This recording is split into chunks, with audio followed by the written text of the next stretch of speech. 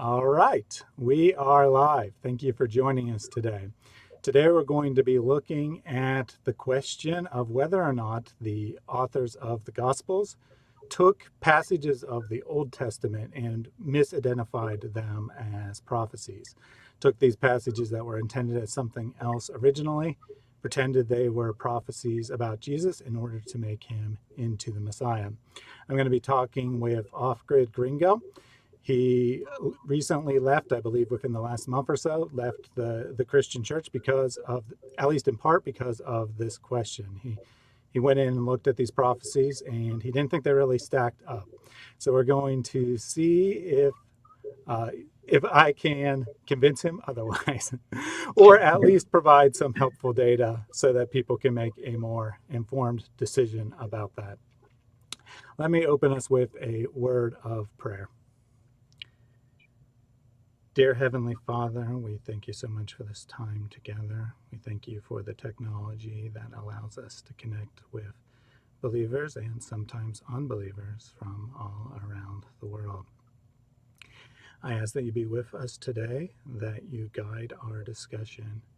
I ask that you give me the words to say, that you strengthen me and make me a good witness for you today.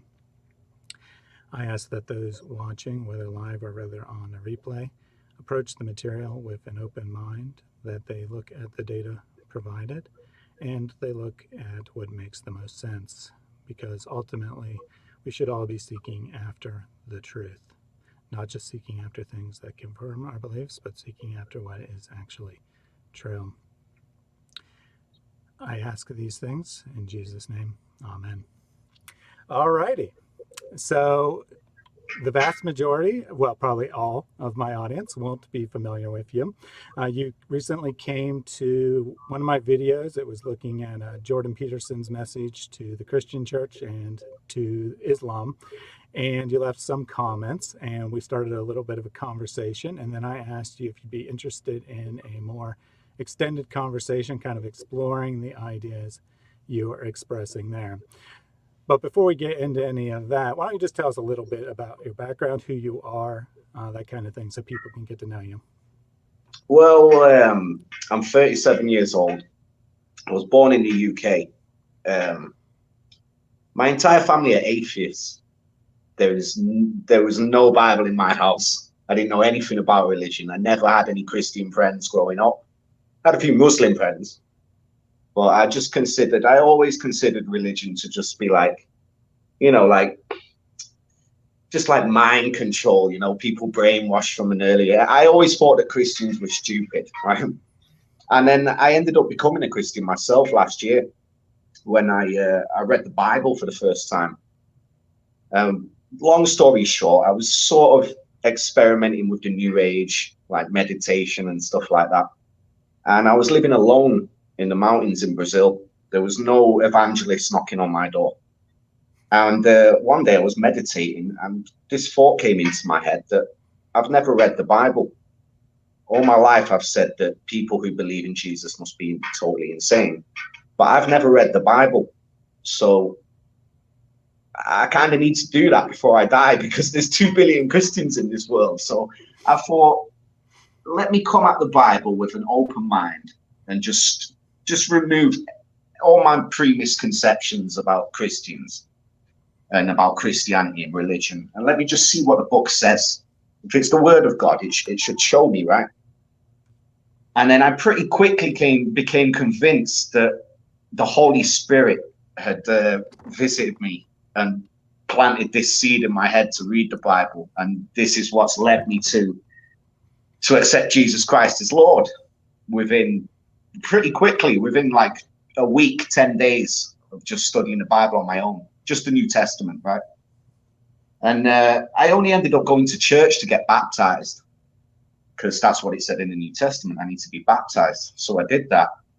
And it was in church where I started to find all these crazy doctrines that I didn't see in the Bible myself. They were telling me to pray in tongues, rapture versus tribulation, Trinity, is Jesus God? Is he the Son of God?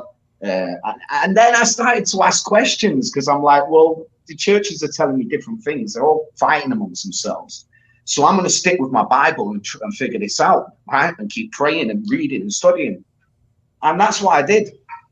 In a nutshell, that's basically how I became a Christian last year. And more recently, the major reason that I've left, it all started to break down for me with the Virgin Mary doctrine. Because I can see that the New Testament, Matthew, it starts with the genealogy of Joseph. Mm-hmm. So straight away, I was like, how can anyone explain this? How can Jesus be the son of David? It's prophesied that the Messiah will be from the house of David, from the house of Judah, right? The tribe of Judah. And, you know, if you want to know what tribe you're from, you better ask your father, not your mother, right? You're from your father's tribe, according to the Bible. The mother's got nothing to do with this. So how can Jesus be the Messiah? For me, if Mary's a virgin and Joseph isn't his biological father, for me, that automatically disqualifies him from being the Messiah, because he's not from the seed of David and the tribe of Judah, if that's the case.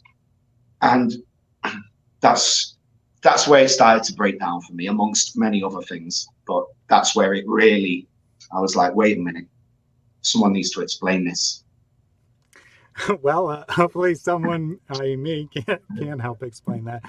But that's a great story, actually, because, you know, you grew up in a background that you weren't familiar with Christianity, other than, you know, some cultural connections, some vague ideas of what Christianity was. And then you started to read the Bible, and you were convinced by the New Testament, specifically by the writings of the Gospels. I know that we won't be discussing it today, but I know in your video you said that you had some issues with Paul's writings, but at least the Gospels, you were convinced by those. But then when you began to look more into things, you began to have some questions.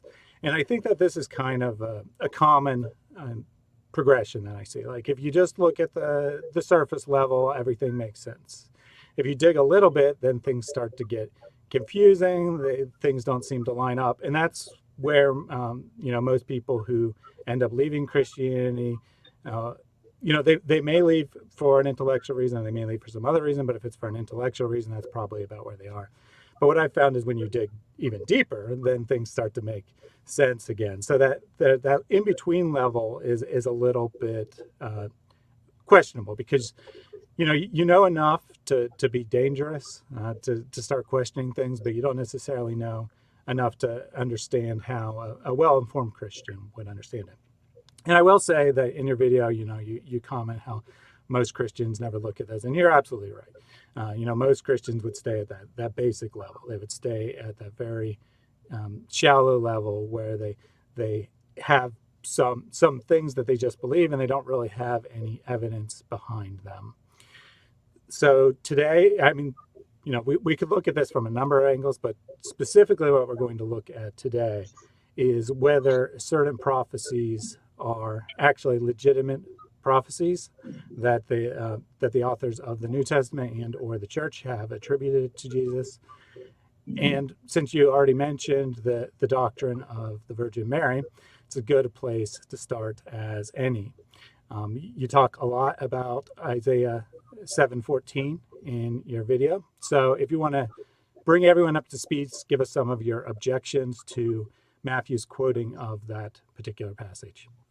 Right. Well, when I looked into, because at first I didn't straight away think, well, the whole New Testament is corrupt, right? What I've actually thought first was, this must be like a Catholic thing, like a false doctrine that the Catholics wanted to make Mary into this virgin, into this goddess, right? That can be worshipped. So that was my first instinct, was, well, it's just a false doctrine that somehow has crept into our churches. And so I went back to Isaiah 7:14, and I always like to use the Bible tools to have a look at the original Greek words, or for certain key words whenever I feel it's applicable, right? I thought, well, I'll check out the word virgin in Isaiah 7:14, and what I found was it doesn't mean virgin in Hebrew. It's alma, which just means young woman. Virgin is butula, something like that. It's a completely different word. And although almas, young women who are marriageable, are virgins by default, it's still a different word. It's still not. It still doesn't mean virgin. It's not the word you'd use to describe a virgin. And on top of that, it was never even a prophecy about the future. It was in Hebrew. It's not written in future tense. It says a woman is with a child, like right now a woman is pregnant, and shall bear a son. And shall call his name Emmanuel. And then if we go into the next verse, it says he shall eat honey and milk or something like that. And before the child knows good and evil, or before the child is grown, the two kings shall fall. And I was like, whoa, wait a minute. I need to read all of Isaiah to know what's going on here, to put this in context. And I found that it's actually not a prophecy about the future at all. The prophecy is that these two kings that were attacking, I can't remember his name, the king that's been spoken of in Isaiah 7. Ahaz. That's the one. There's a king to the north and there's a king to the south. Like, he's under big pressure, right? And this was a comforter. This was a sign from the Lord that, don't worry, a child will be born. A woman is pregnant. She's conceived. A child will be born. His name will be Emmanuel. Before he's grown, the two kings will fall. So I was like, well, this has got nothing to do with Jesus. This is not a prophecy about a child that will be born 700 years in the future to a virgin. And that's why I think that even in the New Testament, this Virgin Mary doctrine was a much later addition. This was something that they invented long after the Gospels were written. And the reason why I think that is because it was never, if this was a prophecy, if the Messiah's identity depended on this miraculous virgin conception, then that would definitely be the first things the Pharisees and everyone would have wanted to know. Who's your mother? Jesus. Because she must be a virgin, because it's written in Isaiah 7:14 that a virgin will conceive, right? The Messiah's mother will be a virgin. And no, this isn't mentioned by the Pharisees. This isn't quoted by Jesus. Paul never quotes it once that Jesus was born of a virgin. I mean, this should be the first thing that they should be shouting from the rooftops, right? The Messiah, I have to be the Messiah because my mother's never had sex, right? Joseph ain't my father. But it's actually the opposite. We find the Pharisees saying to Jesus, look, Jesus, we know your parents. We know your brothers and sisters. What's all this talk about? You came down from heaven, right? Would that not be a perfect time for Jesus to say to them, well, wait a minute, my mother's a virgin. I must be the Messiah, right? It just never got mentioned, and I find that impossible to get around. And it seems to tell me that this was a later invention, which is why I blamed it on the Catholic Church. Originally, initially, I was like, right, Jesus is still the Messiah. It's just Mary wasn't a virgin. This is lies, right? I've detected a false doctrine. I've debunked the Virgin Mary. I was really proud of myself. I still believed in Jesus, right? But eventually, I mean, how do you explain that? How would you explain these? The way that they've moved the grammar, they've changed the past tense, the future tense, to present tense to future tense, and they've translated a word that didn't mean virgin into virgin. I know you might say the Septuagint, right? They were quoting from the Septuagint. Well, I will bring the Septuagint into it, but that won't be okay. I thought I was prepared for that. So, but so basically, before we get into specifics about the meaning of the word and whatnot, I'm hearing three things. I'm hearing one that it's a mistranslation, that it doesn't mean virgin. Two, that it's not a prophecy, or at least not a prophecy in the distant future. It might be a prophecy about something happening contemporarily with Isaiah, but it's not a prophecy about the distant future. And then your third objection is that it's not emphasized very much in the Gospels. It's just in the prologue, if you will, of Matthew's Gospel and Luke's Gospel, where they talk about the Virgin Mary, but it's never mentioned in the dialogue between Jesus and the Pharisees, or by the later authors of the epistles, so that it doesn't seem like it's a very important observation. It doesn't necessarily say that it's not a prophecy. We'll get back to that, but that it's at least not important. So that the church has at least elevated it to a high level, that it's become a core doctrine of the Christian church, whereas it seems to be a minor afterthought to the gospel writers. Would that be a fair summary? Yeah, that's pretty much it. Spot on. Yeah. All right, so we can start with the translation here. Let me go ahead and share my screen, and I'll start with just the text of the passage here. And we'll talk a little bit more about the context when we're looking at whether or not it counts as a prophecy. And where's my mouse? There's my mouse. So, as you said, the word for virgin here is the Hebrew Alma. And Yeah. Betula is often said to be the proper word for virgin in Hebrew. First of all, before I supply some evidence that might not actually be correct, what was how did you determine that the Hebrew word should be translated as young woman? Because I went on I used the Bible tools. Is it the blue letter Bible tool? And I just put in the word virgin to see where that came up in the Old Testament. And I noticed that it was mentioned a lot, and it was a different word. It was never, Alma has never been used to describe a virgin, never, not once. But butula, which is the word for virgin, it means virgin and virgin only. It doesn't mean a young woman. It doesn't mean a maiden. It only has one meaning. Okay, fair enough. So in scholarship, this is actually debated. When you go to a tool intended for the end user, they're going to make a decision. They're going to make a decision about what the two words in question mean.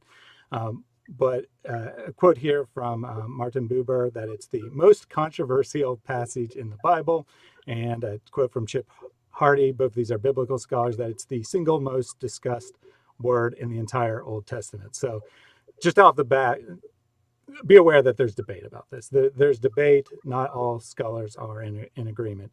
The majority position is that Alma means young woman, and that Betua at least eventually came to mean virgin. It probably didn't mean virgin originally. And that's probably actually the core problem here, is that there is no Hebrew word that means precisely the same thing as the English virgin, that their categories of thinking are different, that Alma is referring primarily to a woman's youth, her ability to become pregnant, but it's implied that she's a virgin. This is an unmarried person, and based on the morals of the society, it would entail being a virgin. And you kind of said that when you were speaking as well. Mm-hmm. Whereas Betula is more about her social status, that she's still living with her father, that she is probably unmarried, although actually it doesn't necessarily entail unmarried. And eventually it did come to mean virgin. And in modern Hebrew, those are the words. But language changes over time. And additionally, beyond that, modern Hebrew is actually a reconstructed language. At some point, there were no remaining speakers of Hebrew, that there was only the writings. And for political reasons, for social reasons, it was reconstructed beginning in the late 1800s. So we can't be too dogmatic about what words mean, would be my first point. But there is a recent study by a scholar named Christoph Rico His study, it's a 100+ page book looking at just this question. Obviously, I'm not going to go into massive detail, but the point being that volumes have been written about this. And in his book, the Mother of the Infant King, he comments that at the beginning of the Christian era, the evangelist Matthew applied Isaiah 7:14 to the birth of Jesus. This quickly became a central issue in Jewish-Christian polemic. From that moment onwards, part of the Jewish tradition emphasized one element of the meaning of the word, that of female youth, to the detriment of the other element of the meaning, that is virginity. The word Alma had always borne before. Yet the original meaning of the word was not forgotten in Judaism, even until the 14th century. This is witnessed by Solomon bin Yahuram among the Karaites, and by Rashi, as well as other medieval masters who came afterwards from the Rabbinites. So this is his introduction to the book. This is going to be his thesis, that when you look at all the data, and he employs massive amounts of linguistic data from the Bible and external sources, that of the two words, Alma is the one that always implied virgin, but neither term exclusively refers to virgin, and both imply virgin. So then his conclusion, and then we'll look at some of the data. So at the end of the book, his conclusion: from the inductive point of view, the examination of all the uses, both found in the versions and available texts, leads this researcher to endorse the following conclusion: Alma designates a teenage girl who is a virgin. So just to look at a couple of the passages in the Bible, first on Bethulah, Joel 1:8. So Bethulah is pretty common. It occurs like 20 or 30 times. Most of them are ambiguous. They could refer to a virgin, or they may not. However, Joel 1:8 here, which, as you can see, the ESV has translated as virgin, lament like a virgin, wearing sackcloth for the bridegroom of her youth. This phrase, of her youth, this is usually used to imply a long passage of time, which raises doubts over whether that this is actually referring to her virginity. She's been married. The idea here is that her husband, they've been married for a long time, and now, it's an analogy. It's not speaking of this woman specifically. It's speaking of other things, but Joel is calling on the audience to lament like someone who was married for a very long amount of time, and then her husband died, is kind of the idea in place here, which undermines the idea that it could be a virgin. I'll let you comment on this one if you like. So what are you saying, Joel? Let me get my Bible, because I can't actually see the Oh, yeah, sorry. Yeah, it's probably pretty small on your phone. Yeah, Joel 1:8. Joel 1:8.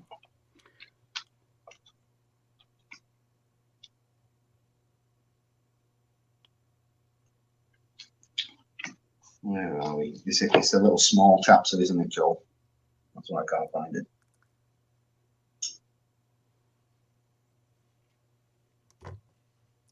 Can you give me a clue where it is? I don't actually have the order of the Bible. The book's memorized. Sorry.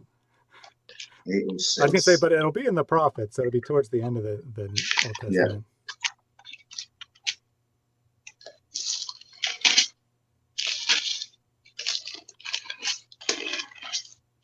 Joel 1:8.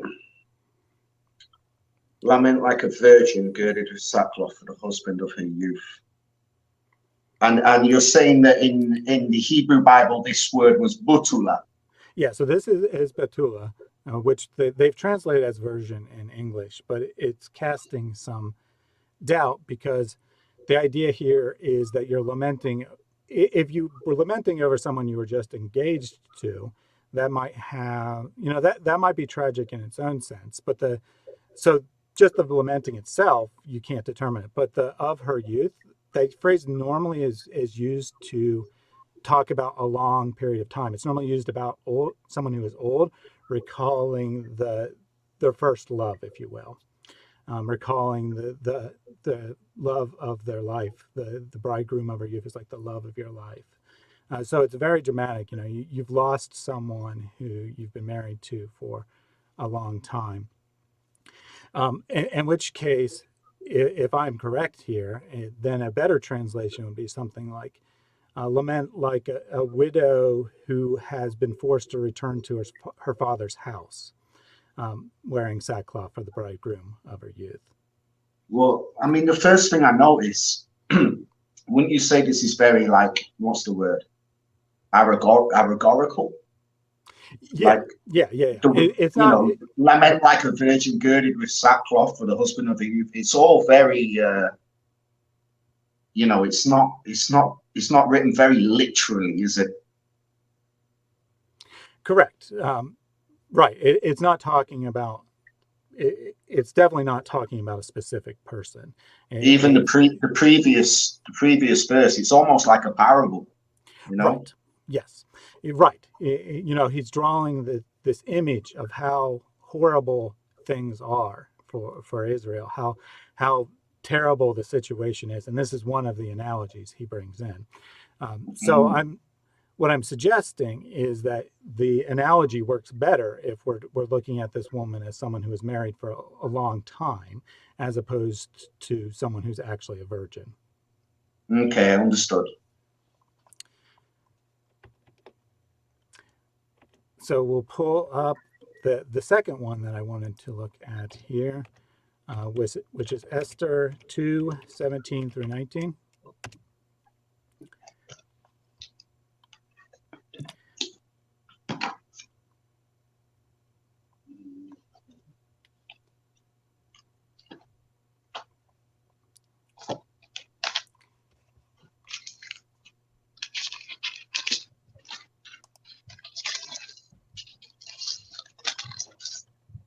Two 17 to 19.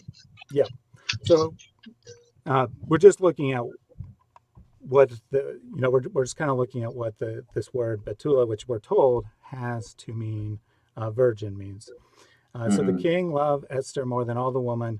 She won grace and favor in his sight more than all the virgins, so that he set the royal crown on her head and made her queen instead of Vashti. Then the king gave a great feast for all the officials and servants. It was Esther's feast. He also granted a remission of taxes to the provinces and gave gifts to the royal generosity. Now, when the virgins were gathered together the second time, Mordecai was sitting at the king's gate. So these ladies being referred to here, they could be virgins. The text doesn't rule that out. But these are women who the king is going to be sleeping with, right? These are women that he wants to take as sexual partners. So they might be virgins initially, but then when you get to verse 19, some time has passed and they're gathering together again. Presumably he has already slept with them at this point. So they're no longer literally virgins, which could imply that the term has a meaning that doesn't necessarily require them to be literal virgins. Okay. All right, so that's just a couple examples from why betula might not have to mean virgin. We also, but we could apply this exactly what you're saying here. We could apply that to Isaiah 7:14 with the word virgin there also. So we're going to get to Alma, but I wanted to do betula first. Okay. So a bridge passage can be Genesis 24:43. Yeah, because this has got the word woman, damsel, right, and virgin, I believe. Yes. Is that the one? So this passage is the only passage that has both of the terms that we're looking at. It has betula and it has Alma. Oh, right. Okay, I didn't realize that. Well, which is it? Genesis. So Genesis 24. It's not one verse, but the one I'm going to look at first here is 43. 24:43. Yes. Okay, I'm there. So here, this is Alma. In 2443, it's Alma. To give the context here, Rebecca is out. She's gathering water and looking, and the visitor comes and he kind of is looking at her, and she's being described in various terms by the author here. Sorry, this is the person speaking as opposed to the author providing a narrative. He says, "Came to the spring today, blah, blah, blah. I'm standing by the spring water. Let the virgin who comes out to draw water, to whom I shall say, please give a little water from your jar to drink." So here, this is Alma. This could be young woman, if we're looking at it that way, or it could be virgin if we're looking at it that way. Looking at it in context, it makes a lot more sense for it to be young woman. Well, we'll see here in a couple verses that Betula is also used. Okay. Sorry, I didn't write down the verse number.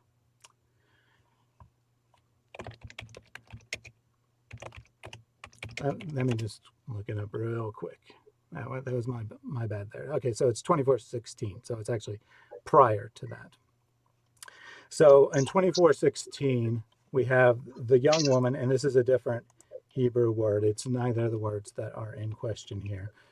So there's this third Hebrew word that always means young woman, which is na'ara. The young woman was very attractive in appearance, a maiden whom no man had known. Now this one's going to be Betula here, this one that's translated as maiden. And in the context, it would definitely make sense for Betula to mean virgin here, because in my King James it says, and the damsel was very fair to look upon. So we already know we're talking about a woman because they've used the word damsel. And then it says a virgin, neither had any man known her. So it's 100% that this, in this case, Betula means like virgin, like she's not had sex, right? Would you agree? Yes, I agree that is an accurate description of Rebecca, because the text adds whom no man had known.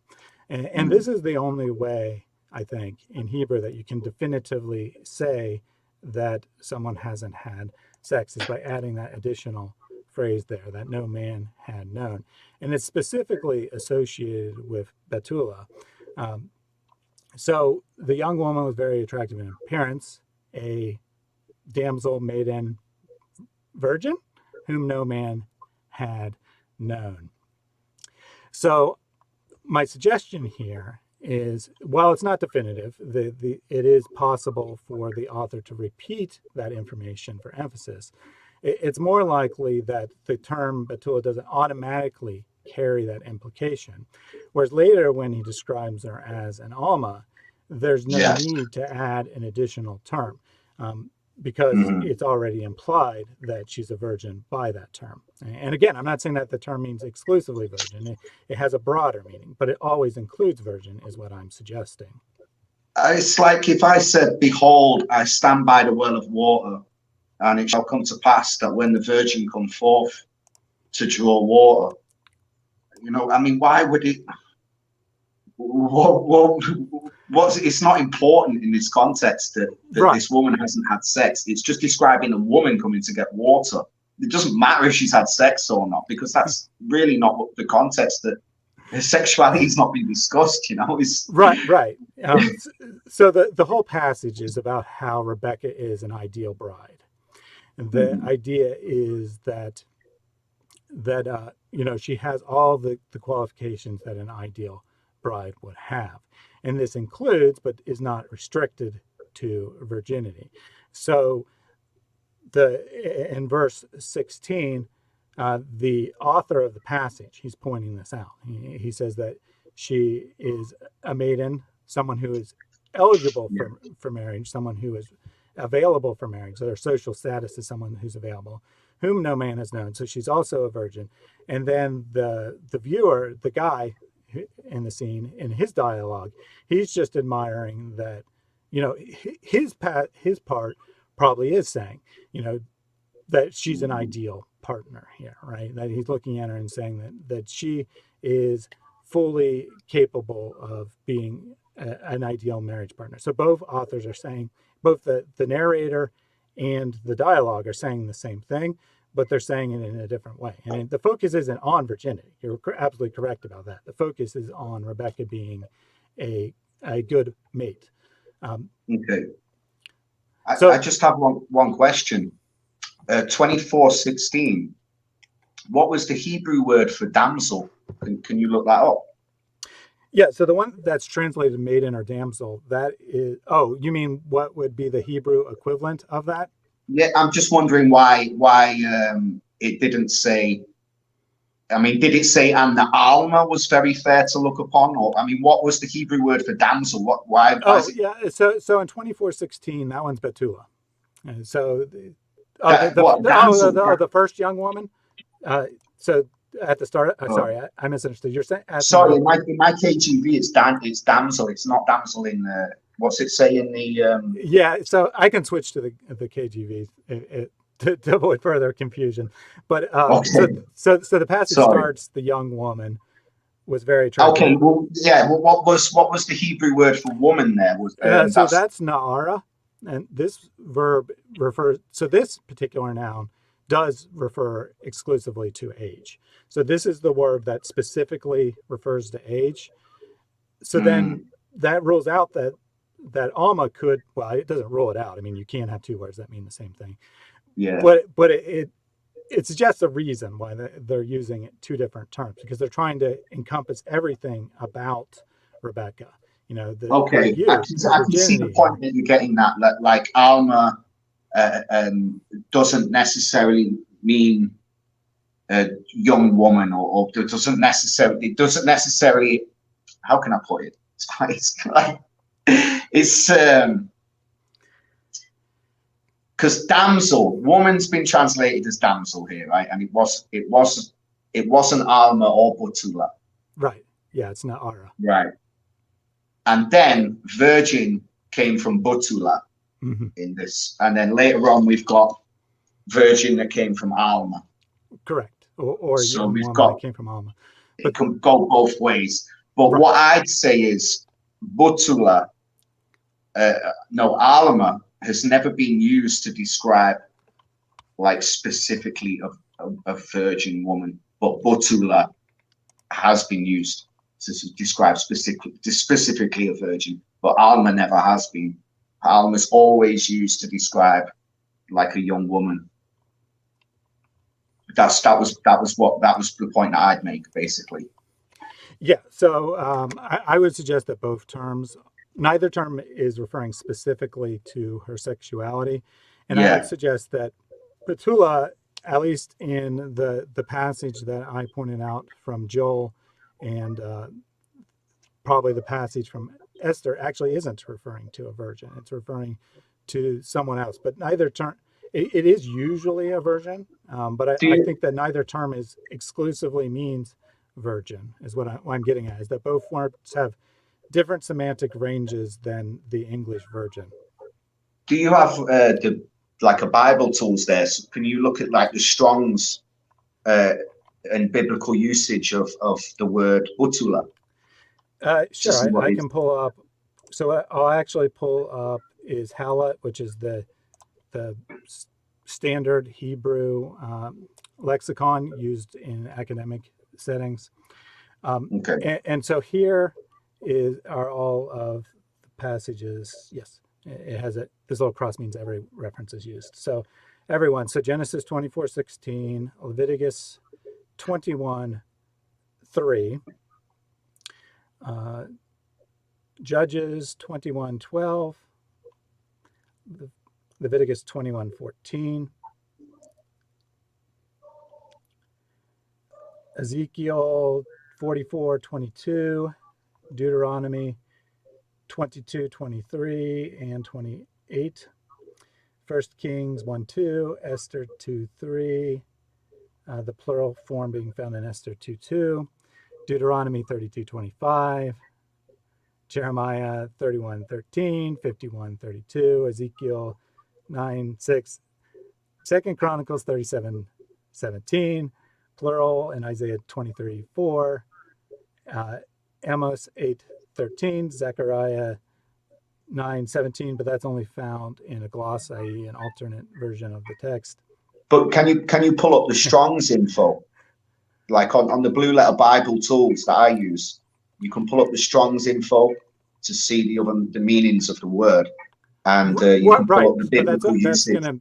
So that's gonna be the translate, or the person who put together the resource is interpretation. So this does that as well. So okay. So the first meaning is a grown-up girl without any sexual experience with men, and that goes to the majority of the usages.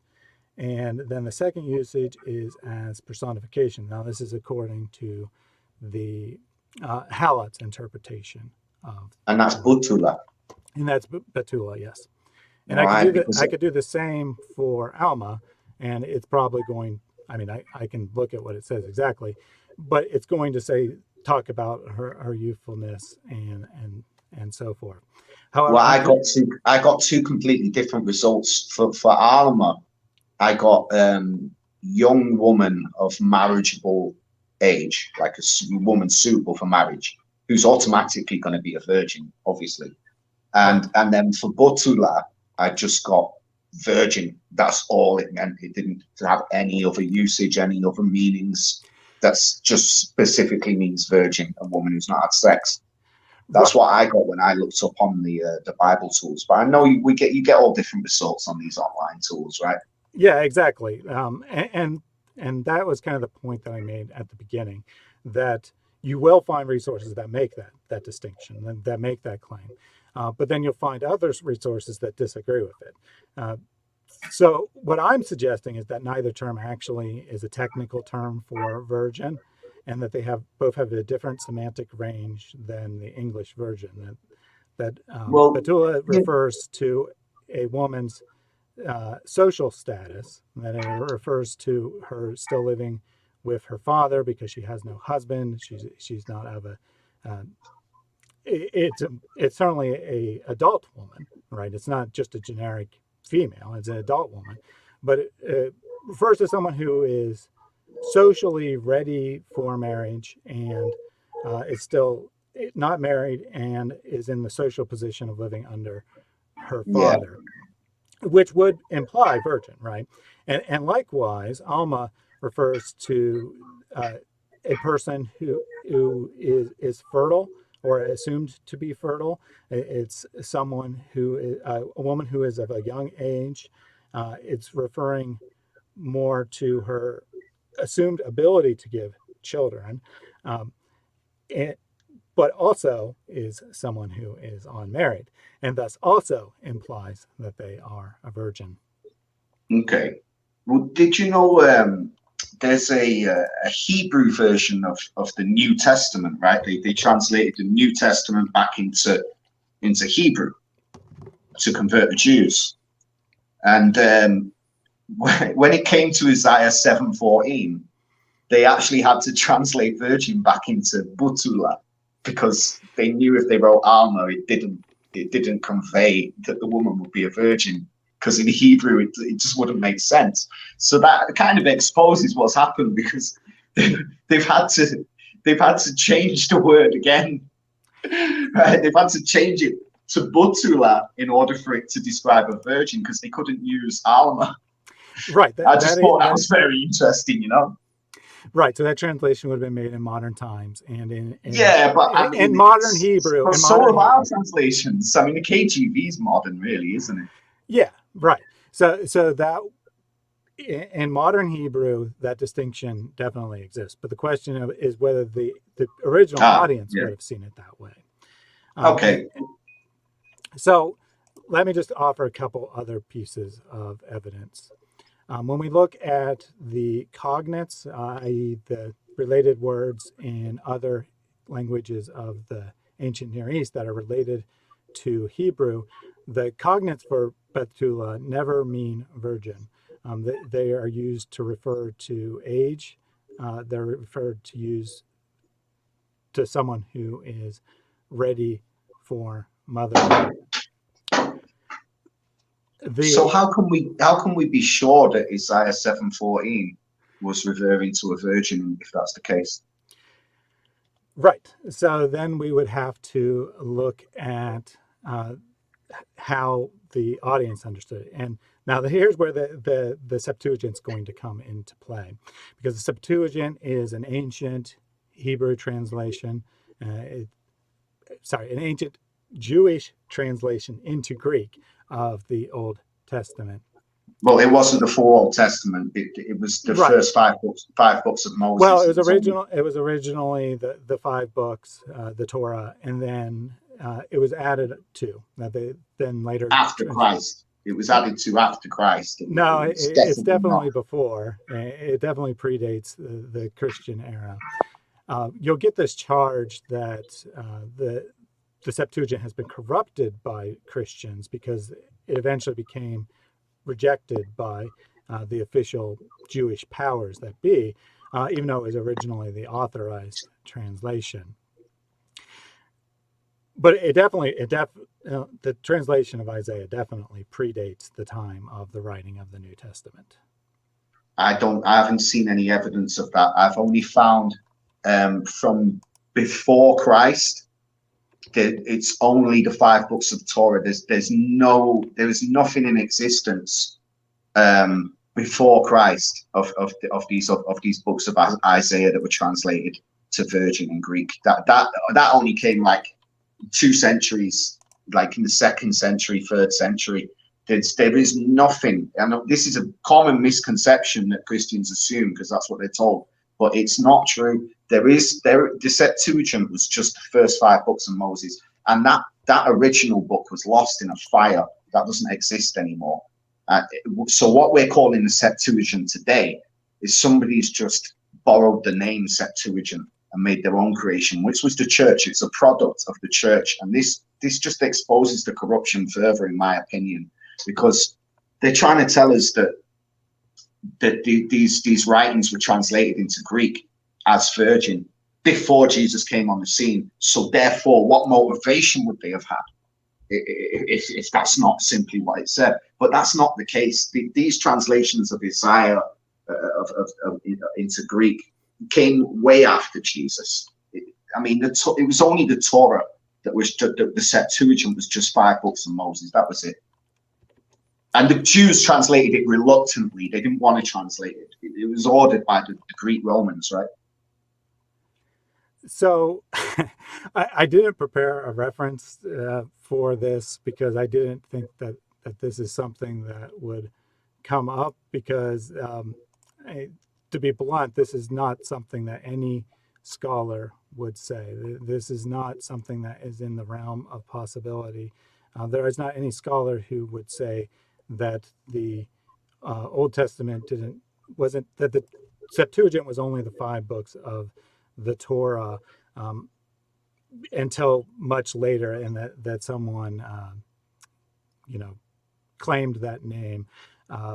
I can get one. I can get your references on that and send them to you later. But I didn't prepare anything on that because it didn't even occur to me that idea would come up. So I can't immediately point you to a reference. But I mean, again, flat out, there is no scholar who would say that.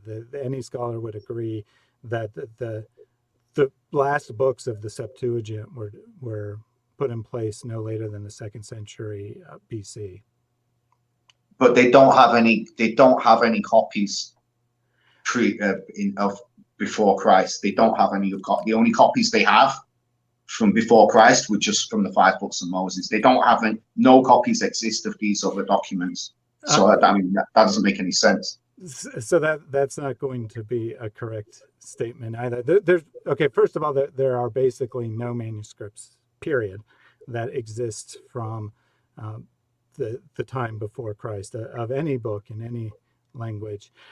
There are just a few fragments of books in Hebrew, and there are more fragments in Aramaic from the Dead Sea Scrolls. But there are no fragments of any. There is no copy. There's no copy of the Septuagint that we can point to and say that this can be, definitively dated to the 3rd century BC, because manuscripts just don't exist from that time period. If it weren't for the freak occurrence of finding the Dead Sea Scrolls, because they were stored in a cave and airtight jars, the total amount of writing from Israel from before Christ would be like 1 or 2 pages total. There just isn't any writing from that time frame. Okay. So getting back to, we've kind of covered this. Yeah. So do you want to go to? Well, hold on. So I do want to say, 2 more things. So I pointed out Genesis 24:43, where Betula was qualified. It's also qualified the same way in Judges 21:12. A woman who no man has touched, or I believe it's actually plural, women who no men have touched. And if you look at now Alma is much rarer. It only occurs in 11 places in the Old Testament, whereas Betula occurs like 30 or 40 times. And 2 references are often cited as evidence that it can't mean virgin, which are Song of Solomon 6:8 and Proverbs 30:19. But if you look at both of those passages, Psalm 6:8 refers to 3 classes of women. It refers to queens, concubines, and almas of the king. And the almas probably are virgins. So I'm not quite sure why people, I know why people go to that, because they think it has a sexual connotation there. But if you're not the wife of the king and you're having sex with him, then you're a concubine. So the almas in this passage are women who have not yet had sex with the king. That doesn't necessarily mean they're virgins, but it does mean that whatever sexual connotation is there, it is that they haven't had sex with the king. And then Proverbs 30:19 is ambiguous. There's no way to really determine what the author had in mind there. People sometimes say that it's 30:20 refers to a prostitute, and they try to tie the 2 verses together. But the way Proverbs works is, it's just thought after thought. They're not, the subject of the next verse isn't the same as the previous one, generally speaking. Plus, there's also a textual variant there that it could mean. So it's a man with his alma, the way of a man with his alma. He says that there are 4 things that confuse me, one of which is the way of a man with his alma. But there's also a textual variant that says it could be a man in his youth, as opposed to with his alma. So there are no passages that rule out virgin for alma, and the Septuagint provides us evidence that the translators of it felt that that's what the connotation was in Isaiah 7:14. And I would suggest that Matthew also provides us with evidence of what a Jewish person of the day translated, because unlike parts of the New Testament, Matthew doesn't rely on the Septuagint. He makes his own unique translation. So that's 2 independent witnesses that it can mean virgin. And then, well, like I said, we don't have any of those documents from before Christ. The only Septuagints we have were the 5 books of Moses. So right, but we don't there's have no any evidence there's no evidence of this. We don't have any copies of the Masoretic text, which is what the standard Hebrew Bible is based on, until the 11th century AD. So, we have to look at the evidence we have available to us. But we've got Septuagint from before Christ, from 250 BC, the 2nd and 3rd century before Christ. And it's the 5 books of Torah. It's the 5 books of Moses. It's not. There's nothing about this. I'll get you a reference later that shows that, as far as I know, all scholars agree that the Septuagint was completed before the time of Christ. I've never come across an opinion to the contrary. But I didn't prepare references on that because I didn't think that would actually be something that would be okay. questioned. So we've established that Alma could not necessarily mean virgin. and butula does not necessarily always mean virgin. But this still doesn't explain how the verse seems, Isaiah 7:14, seems to have been completely ripped out of context, because the following verses go on to say the child will eat milk and honey, and before he knows before he's grown, the kings will fall. So what's that about? I mean, that's got nothing to do with Jesus. Right. So just one final word on the meaning of the word. And I think that the context is actually much more important. So it's unfortunate that I accidentally made it spend so much time on the meaning of the word. But there's only two if we're going to assume that Matthew made this up, right? Like he made it up as a prophecy. There's only two possibilities as to what his motive would be. One is that it's an existing known prophecy that people are expecting, and he falsely attributes it to Jesus. Or the other possibility is that it was already known, or at least believed, that Mary was a virgin, and thus he attributed a prophecy to that known fact. Well, I think you're probably not going to want to say that was a known fact, that Mary was a virgin and gave birth.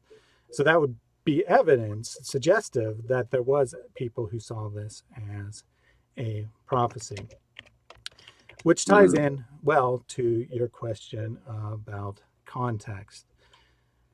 So first of all, trivial point on the verb tenses. Prophecy is often put in the past tense. The idea that it's put in the future tense is not common. That's not like a requirement of prophecy in the Old Testament. Often authors put it in the past tense because they want to say that it's so certain that it will happen that it is like it has already happened. But did Jesus eat milk and honey? And before he was old, who were these two kings that fell? I mean, what's that about? Right. So getting to the and how does that help Isaiah? How is that a comforting to Isaiah for the situation that was occurring at the time with the two kings? They were under siege, right? Right. So first of all, I want to point out that the context here is actually that Ahaz is told that everything will be all right if he did, and he should just ask God for a sign. And then he refuses to ask for one. So then Isaiah says the sign will be given anyway. Now, there are multiple ways that people have interpreted this passage. One is that it only has a historic fulfillment, that it only has, the immediate context in the days of Ahaz. Another interpretation is that it only has a future context that's only pointing towards Jesus. Another possibility is that it is a double fulfillment, that it's a prophecy, but it refers to an immediate event, which then forms a type for the ultimate fulfillment in Jesus. And this is quite common, the way that we read a large portion of the text. And this was common even in Old Testament times. And just to provide one example of this kind of thing, the Exodus, of course, they part the Red Sea. Moses parts the Red Sea, the people walk across. When they're entering the land again, when they're finally entering the land into the promised land, Joshua kind of parts the Jordan River, and they walk across it. And it's actually, a very shallow river. It's more symbolic than anything. It wasn't necessary for them to cross. But this provides an example of the Old Testament doing what the New Testament does. And that's what we call typology, where it takes things in the past and it applies them to the present. That the entire Bible is seen as having multiple meanings. And the final interpretation option is that Isaiah himself intended. So in that case, Isaiah himself might not see this as a double. He would only see the immediate context, and then because it's inspired, then you see the ultimate fulfillment. The fourth option is that Isaiah intended it that way, that he intended it to be seen as something that applies to his own day, but also ultimately applies to the future. And one hint, so there's a couple hints that this could be the case. And then I'll provide some evidence that Jewish people before the time of Christ saw this as a messianic passage. But just looking at the context itself, first of all, at the end of chapter 6, so chapter 6 is the call of Isaiah. It's talking about the destruction of Israel, the coming destruction, and how the land is going to be wiped out. And then it ends with this line, the holy seed is its stump. And the word seed, while it can literally refer to a plant seed, it usually is used to refer to descendants. So the idea being that although the land is about to be destroyed, right, it hasn't been destroyed yet, tough times are coming ahead, that although it's about to be destroyed, the holy seed will be the remnant, that it will be the thing that ultimately provides the ultimate hope for Israel, which is not something that the child of 7:14 in the immediate fulfillment is described as doing. The other clue is in verse 13. Let me scroll back down here. So it's verse 10 and 11 are addressed to Ahaz.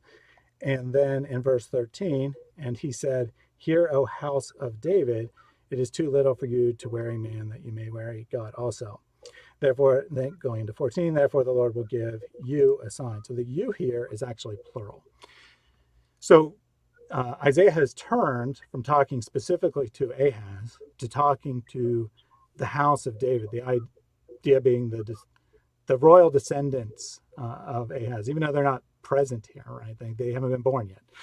They're not present, but he's speaking to them, that this sign is provided to them, plural, to all of the house of David, that the woman shall conceive and bear a child, and his name shall be called Emmanuel. Oh, wait, but let me just stop. It says they shall call him Emmanuel, right? The subject of shall is the woman. So the woman shall call him Emmanuel. Yeah, that's what it says in Hebrew. In Hebrew, it says that the woman shall call the child Emmanuel. But correct. In my KJV, it says that the people, will call the child Emmanuel, which means God is with us. They just completely changed all the grammar and ripped it out of context, in my opinion, to make it a text about a Messiah that was never considered a messianic text by the Jews. Not like Isaiah 2, which is considered a messianic text and is not even quoted really by the New Testament writers, because Jesus didn't do anything that the Messiah was mentioned to do in Isaiah 2, which is world peace, third temple, no more war. There's going to be a resurrection of the dead. I know Christianity invented this second coming because they had to. They had to write Revelation to explain away all these things that didn't happen. That there's going to be a second coming, and that's when Jesus will complete the job. But it's never prophecy.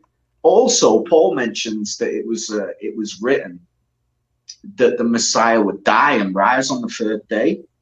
That doesn't exist in any Hebrew scriptures in the Old Testament anywhere. Not even in the King James Bible does that exist in the Old Testament. So Paul just pulled that prophecy out of thin air.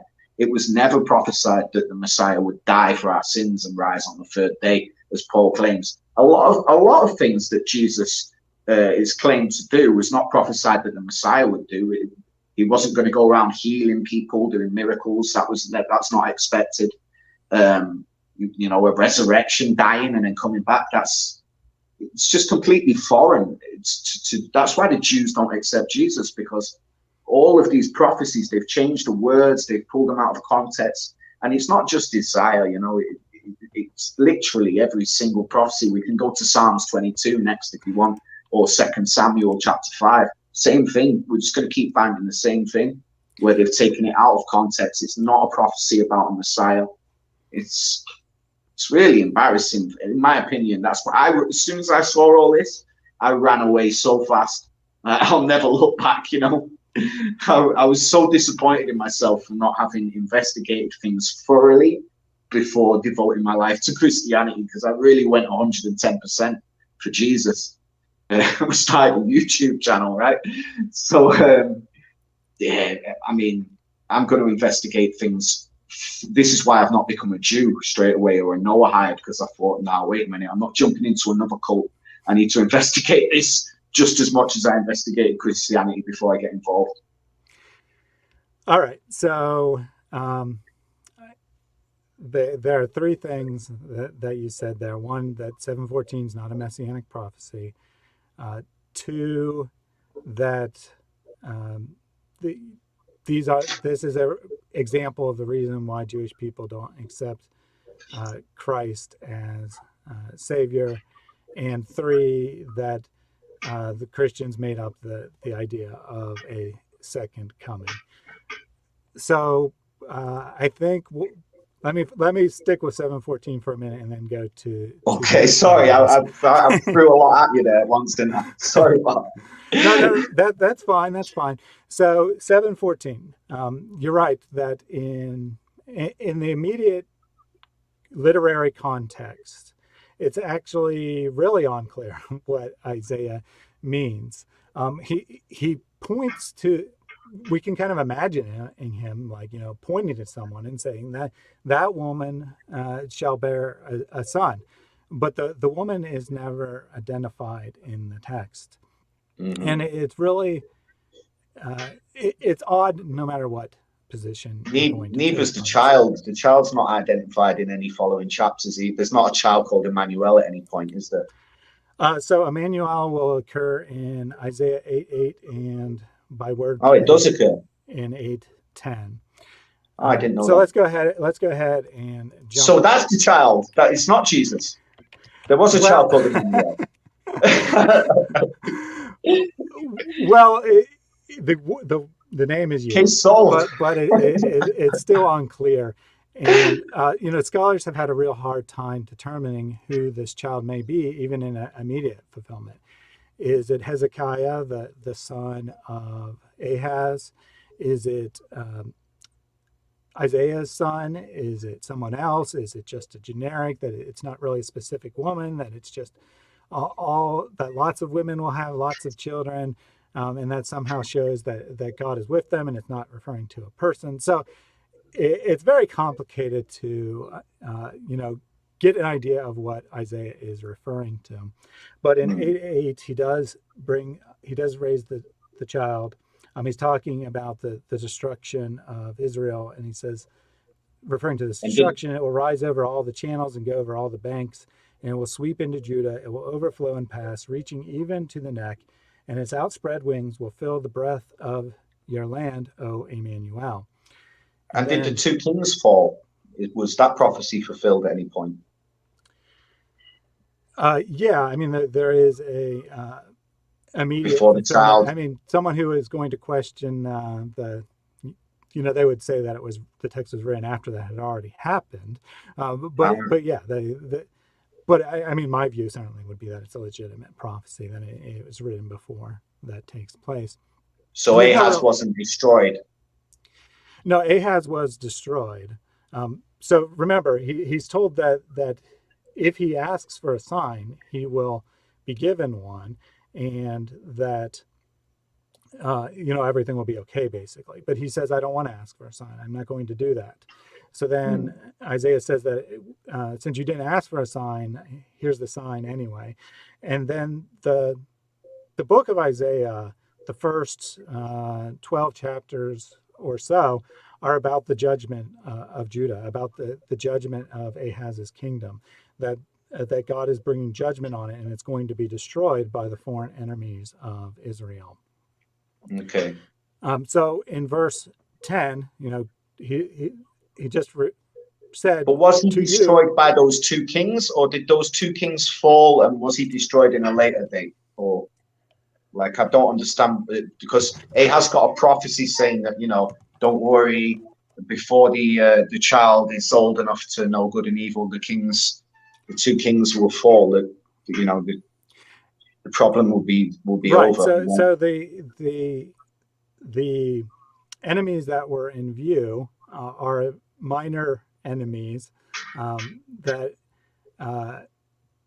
don't bring about the ultimate destruction of Israel.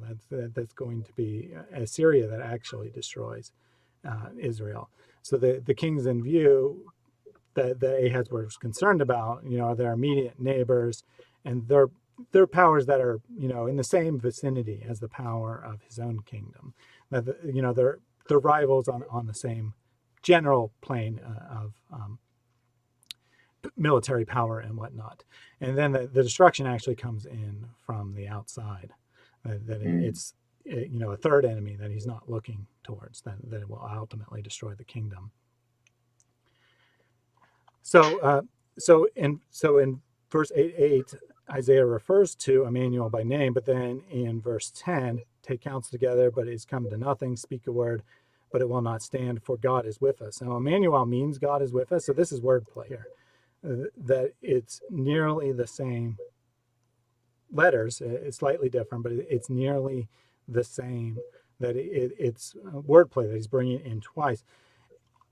And I would suggest that Matthew actually, although he quotes the passage, he quotes 7:14, he's actually quoting it primarily because of Emmanuel. And I say that because when Matthew quotes it, he then adds his own translation that says, Emmanuel means God is with us.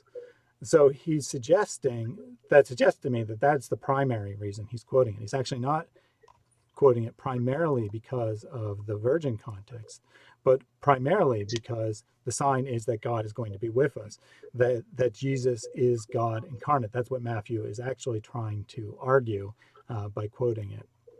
I mean, that sounds pretty crazy, because all Jewish names have got meanings, and a lot of them mean something about God. I mean, not everyone called him with the name Emmanuel is literally saying that they are God. God is with us, because that's his name. That's right. What his name means. Right. So Jesus obviously is. And Jesus wasn't called Emmanuel either. So exactly, he's not called by that name. But Matthew makes a point of quoting the passage and giving the meaning, saying, at least in his view, that there is a ultimate fulfillment here that is about the meaning of the name Emmanuel, as opposed to someone bearing the moniker Emmanuel. Mm-hmm. But you asked, so I went to it's that. It's a pretty weak case, though, wouldn't you agree? Like, it's a pretty long stretch to try and imply that.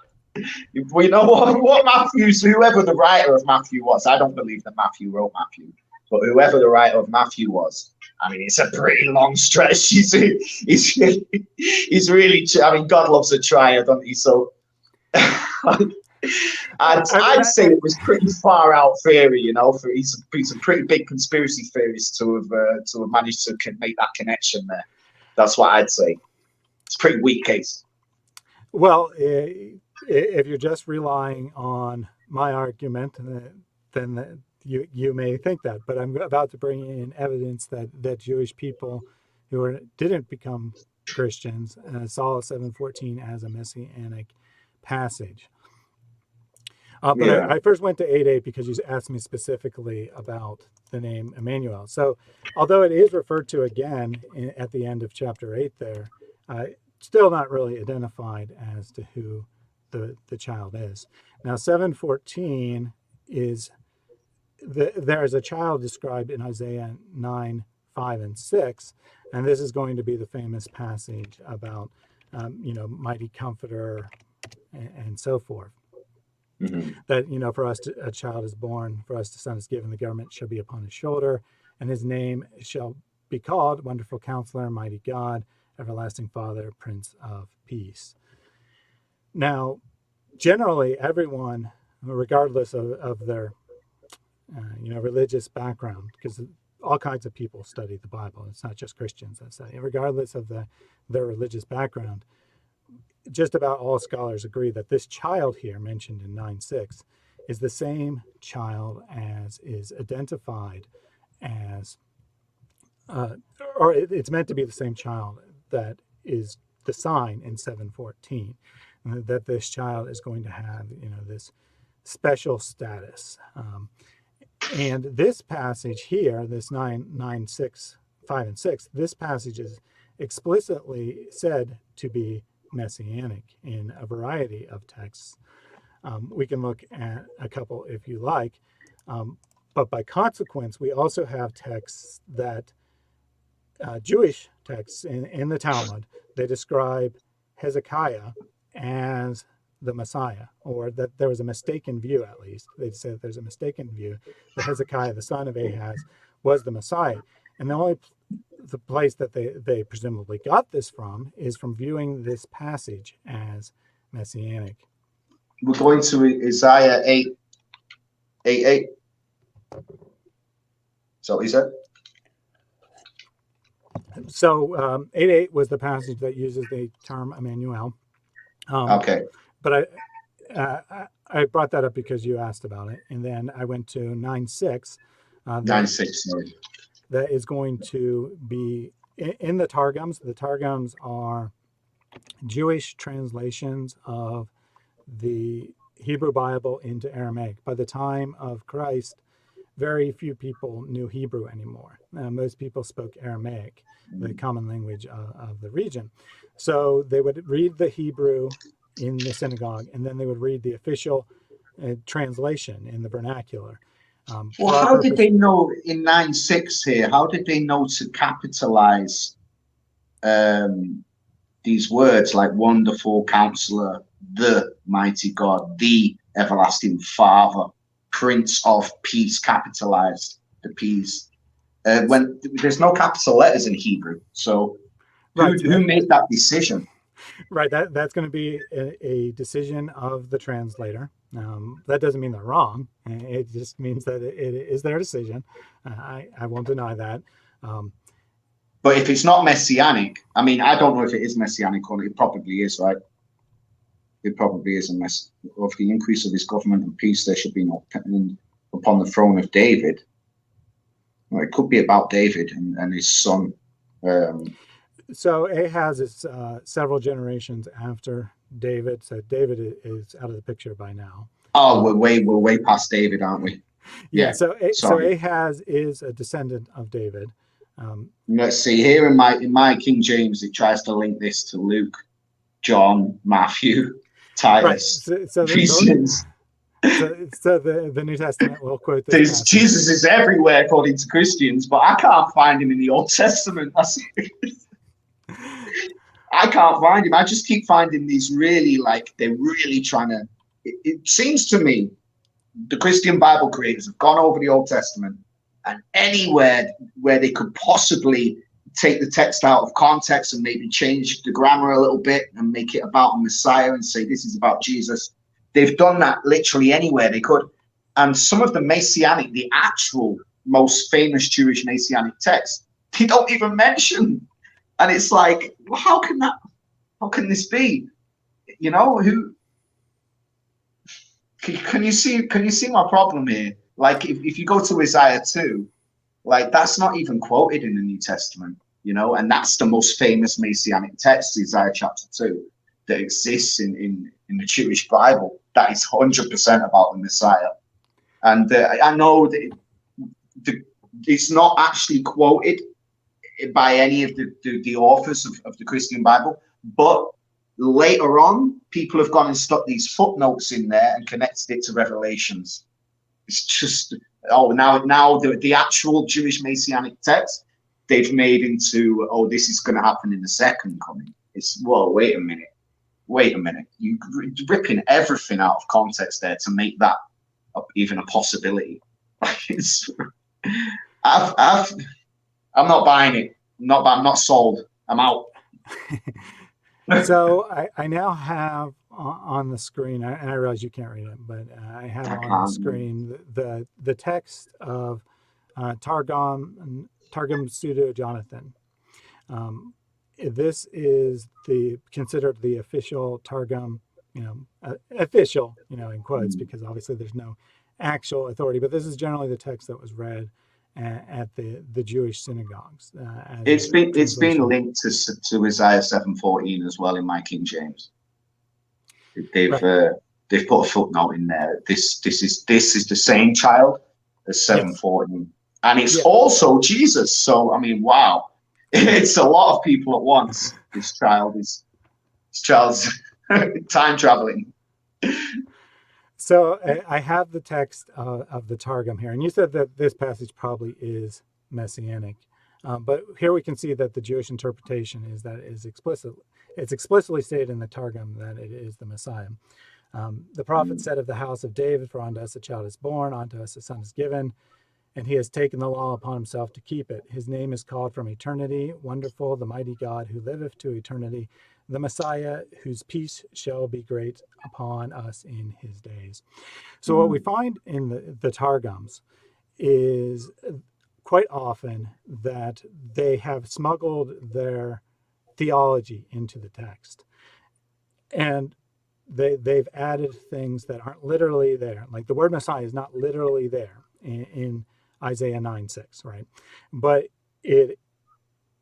what is it? What does this tell us? What this tells us is that the Jewish interpretation of the time was that this was a messianic passage. That the Jewish people already believed that this passage, which, as you pointed out, is quoted a number of times by the New Testament, is a messianic passage. Now, you said that Isaiah 2 is definitively messianic, which I'm not going to disagree with. However, the Targum actually doesn't use the term Messiah for Isaiah in Isaiah 2. It uses it in Isaiah 4 and here in Isaiah 9 and numerous other places. We will. It's my understanding that it's not the Bible that actually calls the Messiah the Messiah. That's the Jews that do that. That's people that do that. Exactly. I might be wrong. Exactly. The term Messiah is only used a few times in total in the entire Old Testament, and is originally used to refer to the anointing of the judges and then the anointing of the kings. But the idea Isaiah 2's got to be. It's got to be messianic. I mean, it says, "And it shall come to pass in the last days." That's how it starts. Yeah, I'm not saying it's not messianic. I'm just saying that this Targum doesn't refer. It doesn't put Messiah there, and so that whatever is, and I agree, it is a messianic text. But what I'm suggesting is that the association with 9:6 here is really solid because he specifically puts the term Messiah, adds it to the text. So you're right that the Old Testament doesn't generally use the term Messiah. It describes the descendant of David, the king that will rule forever, terms like that. And then the term Messiah came to be applied to this figure. So the figure is definitely there in the Old Testament, just not the terminology. Sure. So because the king is anointed, then the term for the ultimate ruler that will be the ultimate king of Israel, and according to the biblical narrative, God was always supposed to be the real king of Israel, and they defied him and demanded an earthly king. But that's a aside. So the Targums have added the word Messiah to make clear the theology, right, to the audience. They're reading the Hebrew text, but the audience probably doesn't understand the Hebrew text. And then they're providing the Targum as a translation, which also has a tiny bit of commentary added to it. And so they're making this explicitly a messianic passage to the audience. And this would be the audience that would be roughly contemporary with the time of Jesus. So what I'm suggesting is that this is already a Jewish idea, that this is a messianic passage. You can argue, we could argue back and forth whether Isaiah intended it that way. But my point is that the authors of the New Testament didn't make up the idea. It was already a Jewish idea before they attributed the prophecy to Jesus. Mm-hmm. But Jesus didn't complete any of these prophecies that were fulfilled. I mean, that he didn't fulfill any of these prophecies about the Messiah in Isaiah 2 here. He didn't do any of this, did he? I mean, there's no world peace. There's no temple. The temple was destroyed. People didn't beat their weapons into plowshares. People didn't flock to Israel and abandon their religions. None of this happened. So right. So we'll go there next. After we wrap up Isaiah 7:14, I'm almost done. I just want to point out a couple more pieces of evidence that it should be understood messianically. Okay. After we wrap that up. I mean, I think it's best if we go to like Psalms 22, I think you titled the video, did the New Testament Bible writers change words? And Psalms 22 is another good example where they've actually changed the words to make it about a Messiah.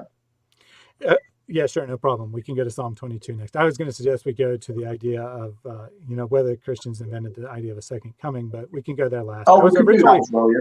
Yeah, I was originally planning on going there last, so we can go from 7:14 to Psalm 22, and then we can look at that idea if you like. Yeah. I have material prepared on Isaiah 53 as well, but we don't have to look at that. We can look at whatever you want to look at. That's fine.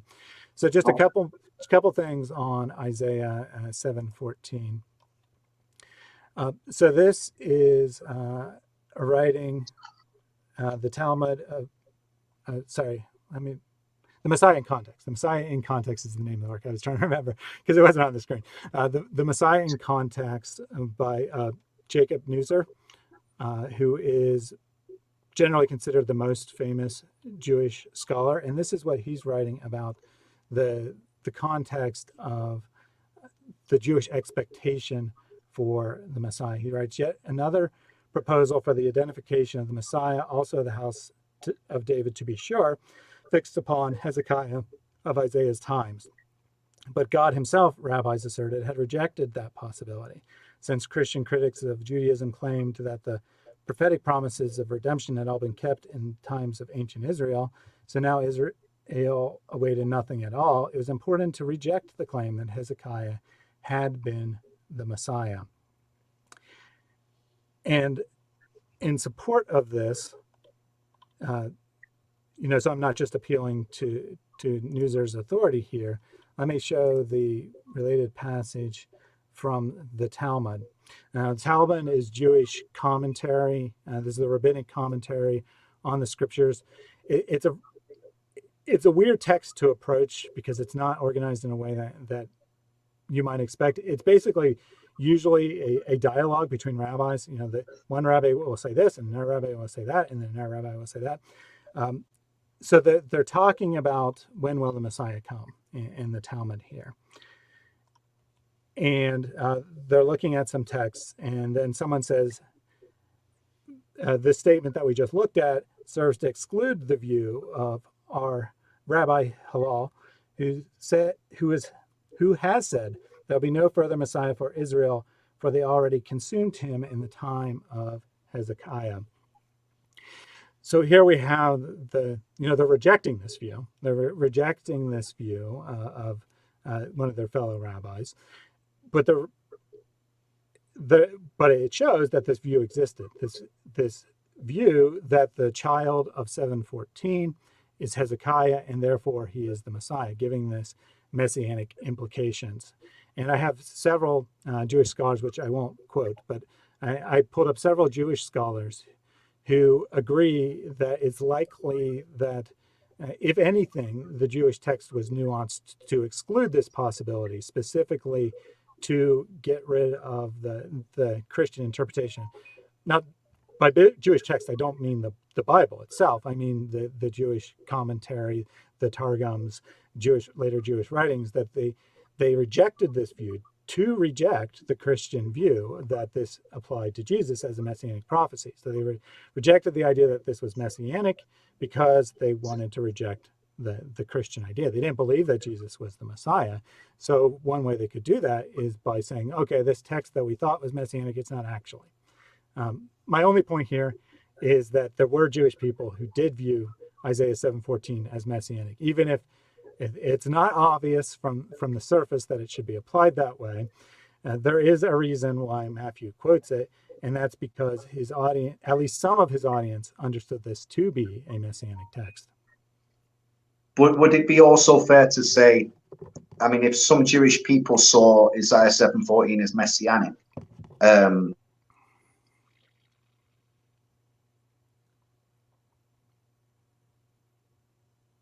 Messiah will be born of a virgin, like a miraculous conception. I don't think any of them ever got that from this verse. And it's like the Jews are not waiting on a Messiah that's going to be born of a virgin, are they? None of them are. Well, not today, certainly. And there is no evidence one way or another whether they would have viewed this as, I mean, it's in one sense, it's a sign, right? So you expect some element of the miraculous, but um, ordinary events can also serve as a sign. So it I could mean, I be. don't know. I can see a sign, but I can't see a virgin conceiving without having sex. I can't see that. But I know, yeah, if a virgin's pregnant and she's give birth, it's definitely a sign, right? If you believe her. But I mean, it's my main point is that there's no Jews out there that are waiting for a Messiah to be born of a virgin mother. It just was never even came into their heads. Like they could read Isaiah 7:14 all day long, and they're never going to come to that conclusion. Right. Because they understand Hebrew and they understand that that's not what it said. Well, if it said Butula, then maybe they'd be like, whoa, wait a minute. But because it says Alma, they're just like, there's no way. So they may well understand modern Hebrew, but that doesn't tell them what the author of the text intended. And yeah, that's a good point that you made there, I suppose. And you're right that no Jewish person would be looking for that today. Nor 2,000 years ago, because, I mean, according to the New Testament, none of the Pharisees turned around and said, you know, where's Mary? I want to speak to your mother because your mother's got to be a virgin kid. No, I mean, I thought that's what they would have all been like. You know, if they were familiar with this prophecy that the Messiah was going to be born of a virgin, that would be the number one investigation straight away. You know, before anything else, want to speak to your mother, right? Go and get Mary, right? But it didn't happen. So here's my final thoughts on Isaiah 7:14. I quoted the scholar saying that this is the most controversial verse in the entire Bible, and it's certainly very difficult to understand what Isaiah meant. But if we're not really sure what he was alluding to, then I think we shouldn't be excluding the possibility that Matthew is correct either. Now, I wouldn't use this as a verse if I was making my case, right? And this wouldn't be a verse I would appeal to as evidence that Jesus is the Messiah. I think that it's not, it's not the strongest citation in the world. It's not a text I would go to. But I would say that we can't rule out the possibility that Matthew is correct here. And especially in the Christian worldview, where we think that God has imparted meaning on the scripture that even the original author didn't necessarily understand. So therefore, if 80%, 90%, whatever percent of Jews never in the time of Jesus didn't see this passage that way, that doesn't mean they were correct. It just means they didn't see it that way. Well, I would argue that they're waiting for the Messiah to come from the house of David, from the seed of Abraham, from the tribe of Judah, the tribe of Judah. So if Mary's a virgin, that goes out the window. Like that's game over there, because now it doesn't make any sense. Like everyone's calling Jesus in the New Testament son of David, Jesus, son of David. It's like, that's what really alerted me. I was like, son of David? I've never seen Jesus be called son of David before. Let me find out why. The Messiah has to come from the house of David. Well, how is Mary a virgin? And why does the New Testament start, Matthew 1, with the genealogy of Jesus through Joseph? Like, it just blew my mind. I was like, well, how does any of that make any sense? And, it's not just the word virgin. Does Alma mean virgin? What was Isaiah talking about? It's also the fact that the Messiah has to be a descendant of Abraham and David. And there's no way for that to happen if Mary's a virgin, right? There's no way. So the Jewish conception of fatherhood does not relate to biology. An adopted child or a child of your brother whose wife was so two ways this can happen, right? One adopted child that becomes your legal heir. That's what they're really looking at. They're looking at your legal heir. Two, if your brother dies, you're expected to marry his wife, and then any children you have are credited to the brother. They're credited to the previous man who'd been married to her. So it's not about biology. It's about your legal status. So that's why they start with the genealogy of Joseph, because Jesus' legal status is inherited from Joseph. So he's legally part of David's family if Joseph is part of David's family. So is he also, does he become the tribe of Judah also? Yes. Yeah. So he could literally be adopted and into the tribe of Judah and become a king? Yeah. I mean, I don't think so. There was no king. I don't, it doesn't sound right to me. There was no king in the first century, right? Of course, but it's not about. But the everlasting king from the tribe of Judah, the son of the house of David, Jesus. Right. Yes. Yeah. You know, if you're the legal heir of someone, they're considered your father. You're considered their seed. You're considered their descendant. So why even include the genealogy in the New Testament? Why even mention it? Why not just say, you know, he's from the house of David because of Joseph? We don't need. I suppose. So what you're saying is it's the genealogy of Joseph to prove that Joseph was from the house of David, and Joseph has kind of adopted Jesus through the miraculous virgin conception. Yeah, right. So he marries Mary, and he becomes Jesus' legal father. And Jesus is born into the house of David. Okay. That's probably the best defense that I've heard so far. Most people who I spoke to, congratulations, seriously. Nobody ever thought of that. Most people came up with, tried to claim that Mary is also somehow from the same tribe, and I'm like, no, women do not pass down seed. It's only through your father. But yeah, I mean, what you said it's reasonable, it's logical, but it's not too far fetched. Yeah, so they quote the genealogy to prove it. They could say it, but then they quote the genealogy to prove it. Basically inviting someone to check this out, see if Joseph really is of the house of David, and see if it really holds up to scrutiny.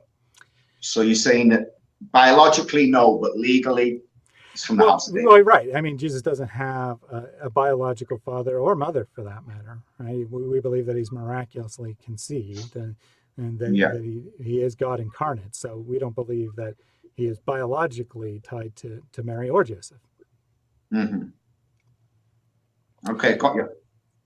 Makes sense. All right, good. I'm glad I helped you with something at least.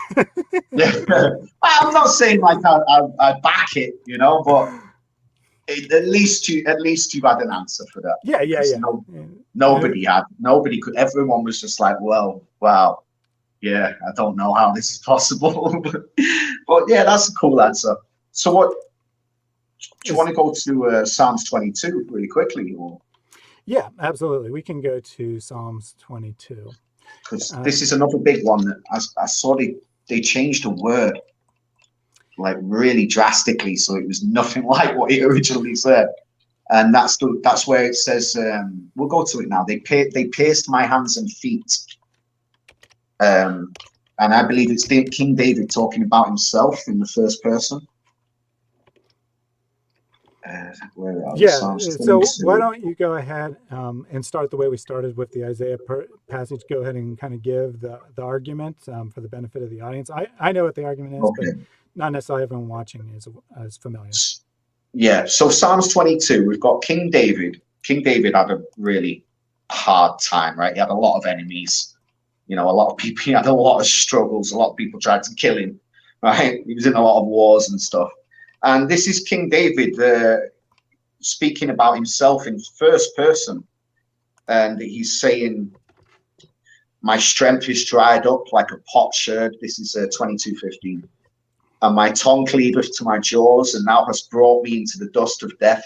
For dogs have encompassed me. The assembly of the wicked have enclosed me. They pierced my hands and my feet. It sounds like a crucifixion, right? They pierced my hands and my feet. And here there's a bunch of footnotes in my KJV going to Matthew, go to Mark, go to Luke, go to Jesus' crucifixion. Now, in the Hebrew Bible, it doesn't say they pierced my hands and my feet. It says, For dogs have encompassed me, the assembly of the wicked have enclosed me, like lions, they are at my hands and feet. That is nothing, absolutely nothing like pierced. How can you change a verse that said, like lions, they are at my hands and my feet, to they pierce my hands and my feet? And then it's King David talking in first person. He's not even giving a prophecy about a future. It's not messianic in any way. And then they've stuck a bunch of footnotes in there connecting you to the crucifixion in the New Testament. And they're like, this was a prophecy about Jesus' crucifixion. And it's blowing my mind. It's like, again, the same, I've found the exact same tactics, which I would say is criminal. This is like fraudulent. If you did this on your taxes, you'd be in jail, right? So, like, this type of, it's the same thing that they've done in Isaiah 7:14. You know, they've changed the words. There was no reason. I cannot think of a reason why they changed. They are at my hands and my feet to they pierced my hands and my feet. The only reason I can see is to make this verse about the crucifixion, and then they can link it to Jesus. All right. So, the passage from Isaiah, there's going to be two related but different questions. One is what the correct translation is, and in this case, it's going to hinge on what the original text of it was, as we'll see. And then the other question is this a prophecy at all? You know, is this supposed to be a prophecy? So I think we can deal with the translation issue fairly quickly. So first, I want to make a minor correction. The Hebrew would not be "they are at my hands and feet." It would be literally "like a lion, my hands and feet." There is no verb in the sentence in Hebrew, which is possible, especially in poetry. Right, we're in a song, so it is poetry. It's possible that you can do that in Hebrew. It doesn't make any sense in English, so you kind of have to add a verb. But there is no verb in the sentence if the Masoretic text is correct, and it's "like a lion, my hands and feet." Okay. So just a minor point there. That doesn't rule out the possibility of it being correct, but I do want to make it clear that So there was not even a verb in the sentence. So right. Like where they've inserted this pierced is a verb. Right? Well, okay. So here's what it's going to come down to. It's going to come down to a single Hebrew letter, which the two letters Vav and Yod look almost identical. So it's an easy mistake to make. It's an easy mistake. One is kind of like a short line, and then one's a longer line. It's a very common mistake in manuscripts that the original text is one, and then it looks like the other. And it just so happened coincidentally that it translated into a word "pierced" that could be used to imply a crucifixion. That'd be a pretty big coincidence. It could have looked like another word that meant something else. Right? You're assuming that it goes one way. It could very well be that the original is this Hebrew word, which is actually more like so the original could be pierced, and it was never lions. Right. Yeah. Okay. But were David's hands and feet pierced at any time? Like what? Well, does that make sense in context? Let me just say real quick on the issue. I think it actually doesn't matter, and here's why. The sentence doesn't have a verb in it. If we add a verb, the Targums add the verb bite. So my hands and feet are being bitten like lions. So they are actually being pierced by lion's teeth. So it's actually not a very different idea. And so it's not literal in any way. It's total allegory. It's total poetry. Well, that's not necessarily what I'm saying. What I'm saying is that you kind of get the same picture either way. That the hands and feet are being destroyed by someone. Fair enough. And so the Septuagint translated this as pierced. They read it as a Hebrew verb that kind of has the root meaning of dog. So they read it as being I lost pierced. you for a second there. I'll repeat myself. Breaking up. Can you hear me now? Better? I've lost you, mate. You've frozen. Nope, you've gone. Well, you're frozen on my end, so I wonder what the audience sees.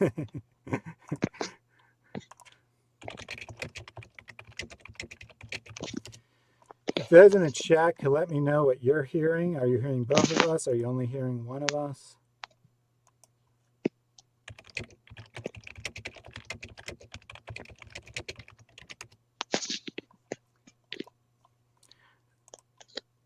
So I think maybe the audience was hearing us both, even though you weren't hearing me. I was hearing you.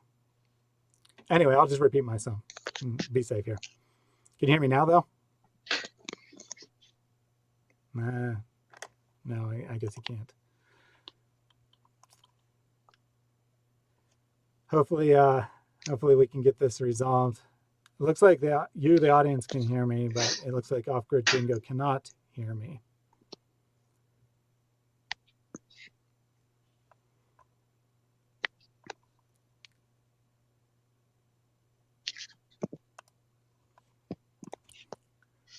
Let me know if you can hear me. Oh, okay, so he disconnected. I think he's going to try to reconnect. So I'll give him a chance to connect because I want him to hear what I have to say. So give him a chance here.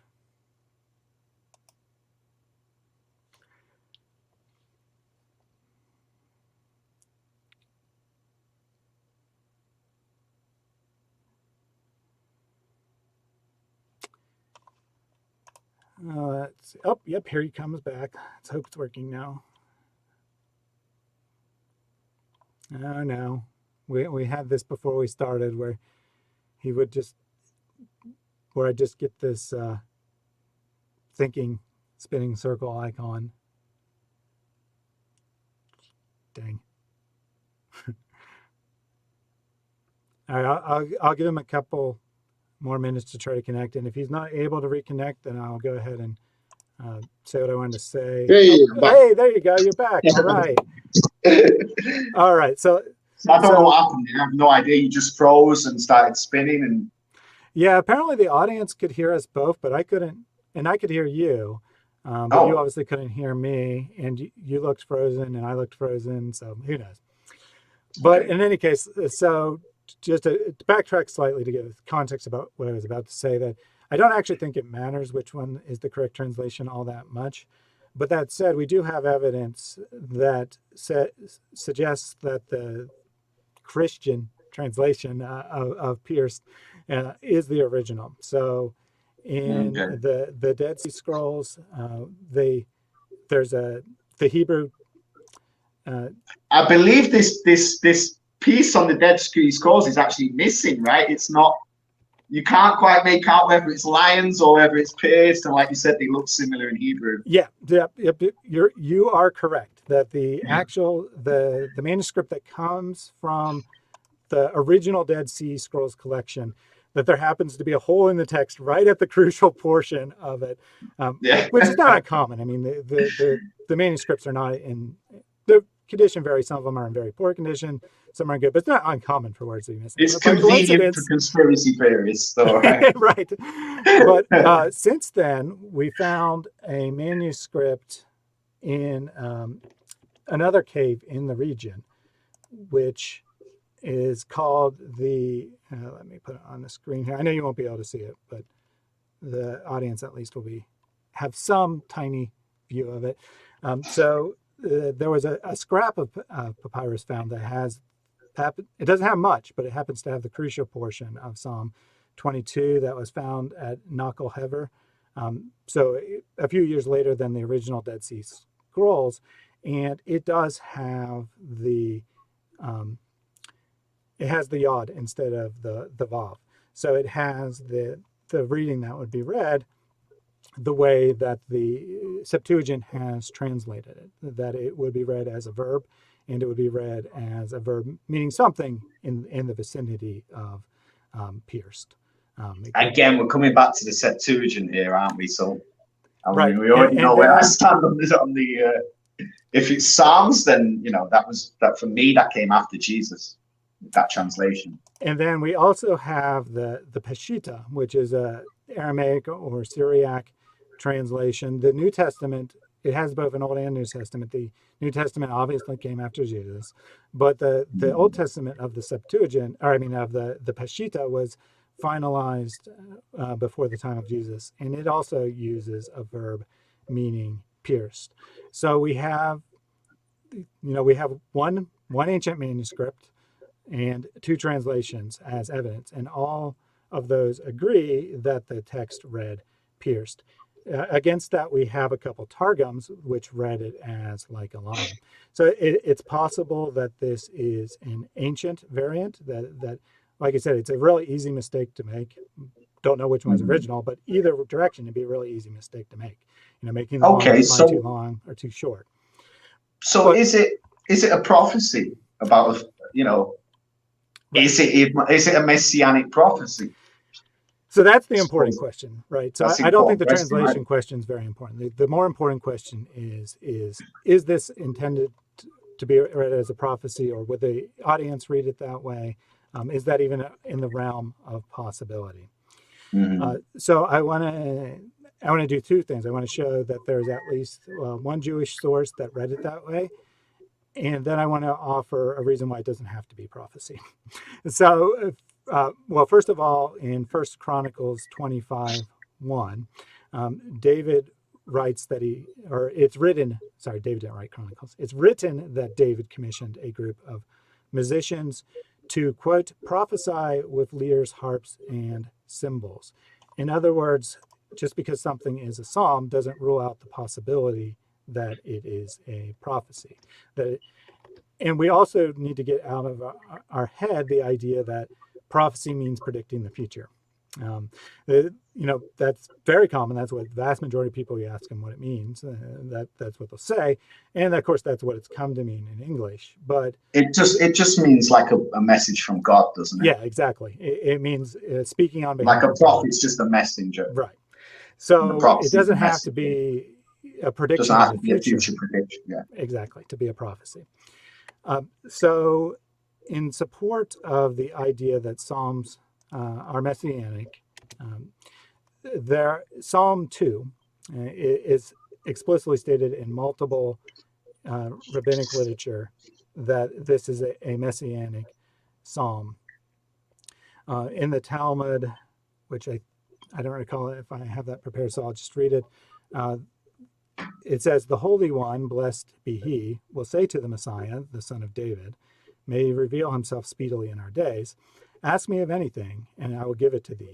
As it is said, and I will tell it of the decree of it, etc. To this day I have begotten thee, ask of thee, and I will give the nations for thy inheritance."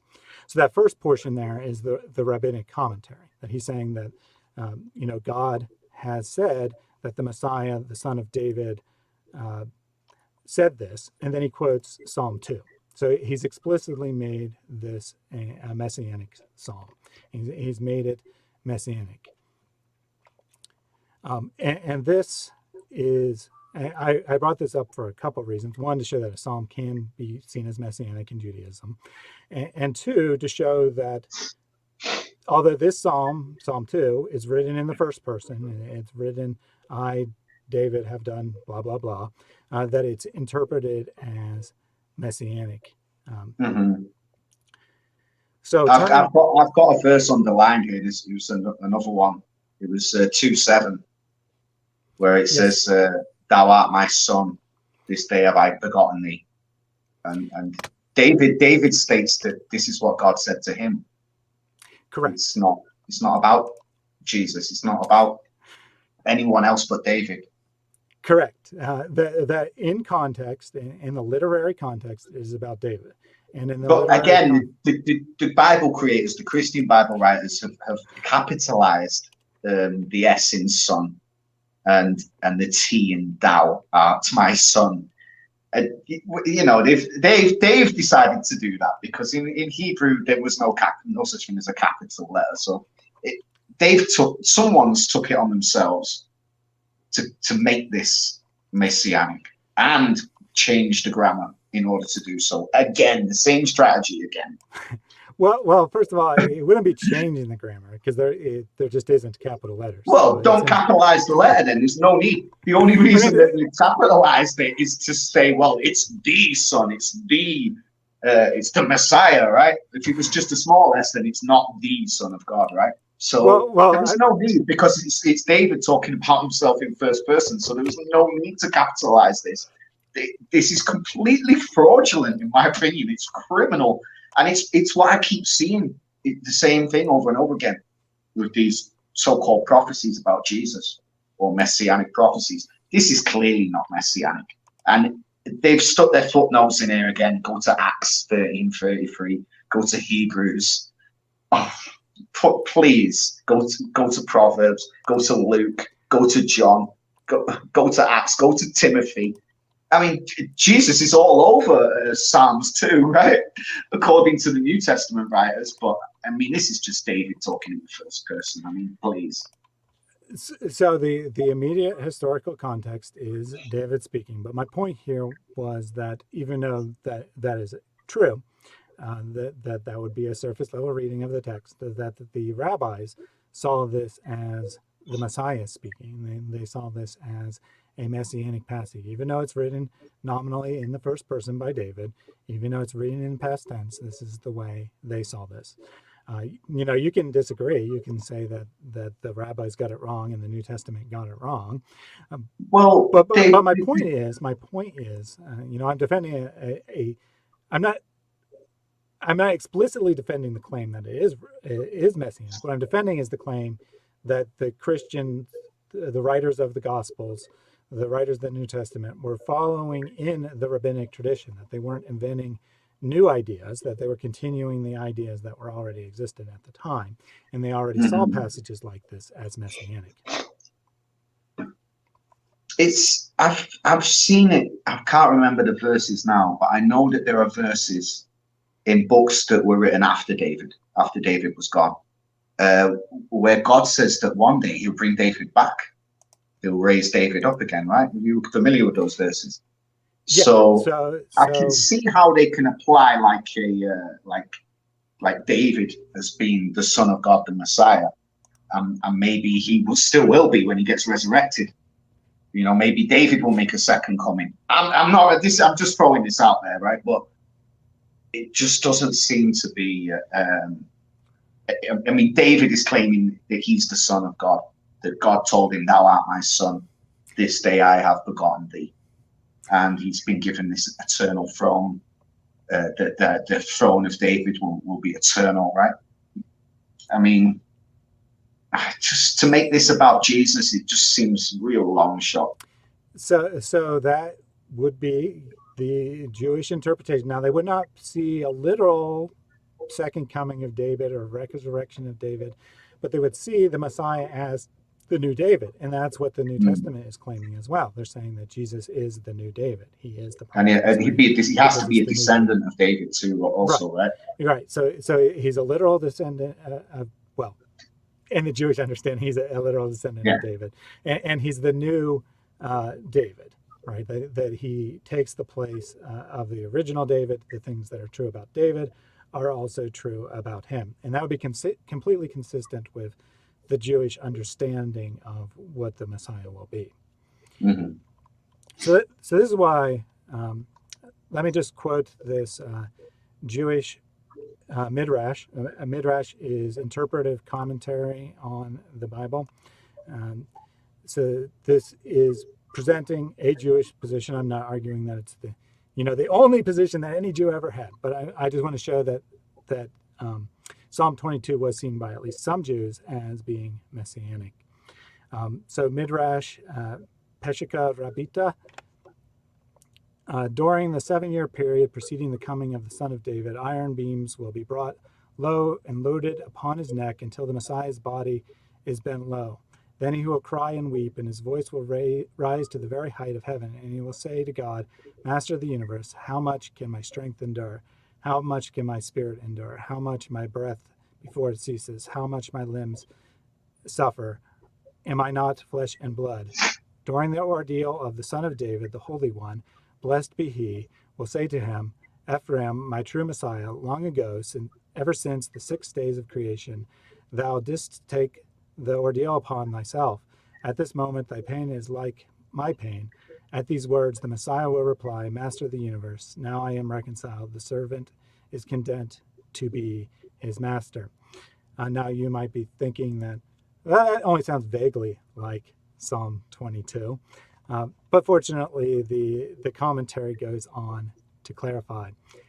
Ephraim, our true Messiah, even though we are thy forbearers, thou art greater than we, because thou didst suffer the iniquities of our children, the terrible ordeals befell thee. For Israel did and become a laughingstock and a derision among the nations of the earth. It did and sit in darkness and thick darkness, and thine eyes saw no light, and thy skin cleaved thy bones, and the body was as dry as a piece of wood, and thine eyes grew dim from fasting, and thy strength was dried up like a potsherd. That line there is a clear allusion to Psalm 22:16, almost direct word for word quote. So this Jewish commentary here is saying that because these things happened to David, they will happen to the Messiah as well. Okay. So then to answer the broader question, is this a prophecy? Well, if we're taking it as, well, actually, I wanted to say one other thing. The word pierced is not actually quoted by the New Testament. They quote other verses of Psalm 22, and Jesus on the cross reads the first line, or recites the first line of the psalm, which is a way of referencing the entire psalm. We can say, well, did Jesus really say that? Obviously, no way to know. But the authors, at least, are saying that the whole psalm applies to Jesus. Their interpretation of the psalm is not reliant on, the translation pierced. They believe the whole psalm is describing the crucifixion scene. And they quote other verses of it, but they don't actually quote that particular verse directly. They don't quote it word for word. They allude to the dividing of the garments. They allude to the bones being crushed, not being broken, and so forth. But they don't refer to the pierced specifically. So is it a prophecy? Is it a prediction? The answer is it doesn't actually matter. We don't have to see it as a prophecy, because the way of understanding, the main way the New Testament understands the Old Testament is not that it's explicit prophecy, but rather it's types of things to come. The Jewish expectation, there are multiple expectations of the Messiah, but the overarching expectation of them all is that the Messiah will be the new Moses. So he'll be the new David, he'll be the new prophet, he'll be the new Adam, he'll be various things, but over the most central is that he'll be the new Moses. So how do you show that someone is the Messiah? You show that the things in their life correspond to the things in the Old Testament. They don't have to be explicitly prophecies. They can be descriptions of historical events, but then they also apply to Jesus. They find an ultimate portrayal in Jesus. And Jesus himself tells us this is how we're supposed to read the Old Testament. Now, again, you can disagree with him, but he tells us to interpret this way, which is why the church has interpreted it this way. In John 5:39, he's approached by some scribes and Pharisees, and they're doing the usual. They're questioning him and trying to make him look bad. And he's like, "You searched the scriptures for the words of eternal life, but if you had actually understood them, you would know that they're all about me." That everything he's asserting that everything in the Old Testament is about him. So when you say, well, the Bible's taken this and they've said this applies to you, everything's about Jesus. Well, that's Jesus's claim, that everything is about him. So it goes back to him, or at least the words attributed to him in the Gospel of John. Mm-hmm. So that's my claim. And, if you look at the case for Psalm 22, and we won't do this, but if you go through it verse by verse, there's quite a lot that corresponds to the crucifixion scene, just a generic crucifixion scene. So it was presumably true, because if there's one thing that we know for sure about Jesus from a historical perspective, it's that he was crucified, because no one would make up that story. No one would make up a story about their found a new religion based on a guy that was crucified, because this was the worst possible thing that the Romans could do. The process was specifically designed to dehumanize someone, to make them, it was reserved for the worst of the worst criminals. Roman citizens, there's some debate, but there are laws that say that Roman citizens can't be crucified. I mean, there is some evidence that sometimes they were anyway. But the point being is that, it's reserved for the outsider. It's reserved for the subhuman. And that's the process designed to make someone subhuman. So no one's going to go around and be like, yeah, that guy was crucified, that's the founder of our religion.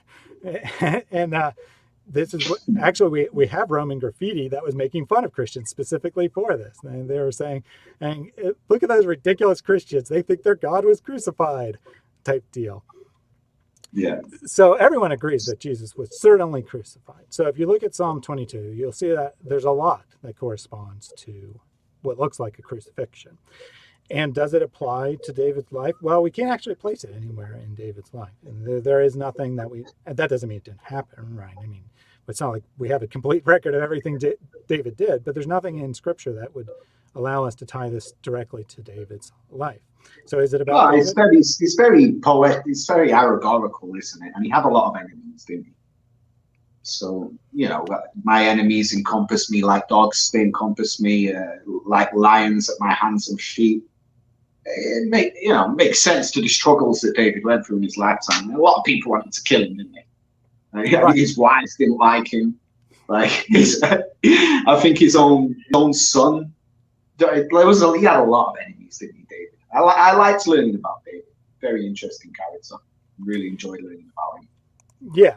So I think that when we're looking at these claims that this verse is about Jesus, this verse is, and then we go and evaluate it. It's really easy to see what we want to see. The Christian will read it and they will see, oh yes, this is clearly about Jesus. Well, someone outside the church will read it and they'll say, that's what I did, because I started with the New Testament. I accepted Jesus as Lord already, and then by the time I started getting to these verses, I just do what 99% of Christians and pastors do, and that is follow the footnote. Oh, there's a footnote here. Refer me back to Isaiah 7:14. So I'll open Isaiah 7:14. A virgin shall conceive and bear a son. There we go. Case closed. Back to the New Testament, right?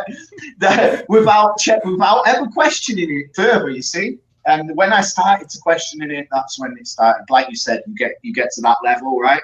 And things get really wobbly, right? When you actually start to say, wait a minute, prove it. You're the Messiah. Because anyone can claim to be the Messiah, and I'm sure many people did. So, many did. And in order to be the Messiah, you have to fulfill the Jewish scriptures, right? That's the deal. So that's what I started looking for, Yep. So we don't need to go into Isaiah 53. The case for Isaiah 53 is pretty open and shut. The Targums make it quite clear that the servant of Isaiah 53 is seen as the Messiah. Now, again, you can always say, well, they're wrong. It's not really a messianic passage, but it was seen that way. And if you look at the other servant songs, Isaiah 42, Isaiah 49, the Targums also use the term Messiah in those. It can't, you referenced, I think it was Isaiah 44 off the top of my head, where you said that it clearly says that it's Israel. And that's where the confusion lies. I started with 44, just to try and throw things in context. I think I started at 44. Yet now hear, O Jacob, my servant, and Israel, whom I have chosen. And then it keeps on like this. This is the context that you're reading in. And then by the time you get to 53, you're pretty sure that the suffering servant is Israel. It's not a Messiah. So I know that's what Orthodox Jews will say. There's going to be some Jewish sects that say this is Messianic, and there's Mormons, there's Jehovah's Witnesses, right? It's the same with Christianity. And you're going to get Presbyterians telling you, this already happened, and right. So I mean, I think that when I read it myself, and I know Isaiah is really hard to read because it's been translated from Hebrew, and Isaiah doesn't write like the other book. He writes very poetically, so it's almost like someone's had to translate Hebrew poetry, which I can imagine is just nearly impossible, right? So that's what we're dealing with. That's why Isaiah just gives you a headache. You know, most people won't touch Isaiah. Most preachers won't even preach it because they don't understand it. But I'm no expert. I went back a few chapters. I thought, let me put this in context. What's going on here? And I started at 44, and I kept going. And it became clear that it's talking about Israel. That's what I got from it. That's what I took from it. This is definitely talking about Israel suffering. It's definitely, I don't see it being messianic. Definitely don't see it being about Jesus. So and there's another thing. In the Old Testament, it teaches us that the innocent cannot pay for the guilty. The innocent cannot suffer for the guilty. This is not a biblical. This was not a Jewish thing. I know they sacrificed animals, but the concept wasn't that the animal was innocent, was it? It was without blemish, okay, but it wasn't because it was innocent that it could cover your sins. So Jesus becomes this human sacrifice of the innocent blood paying for the guilty, and then we take it even further. We do the ritual where we drink the blood and eat the flesh of the Messiah. To the Jews, this is like insane. Like, that's not a good idea. This is not a good idea. Like, these human sacrificial rituals, that's not us. We don't do that. That's pagan. So, and I think they're right about that. I always questioned that blood drinking, flesh eating ritual. I thought that's real strange.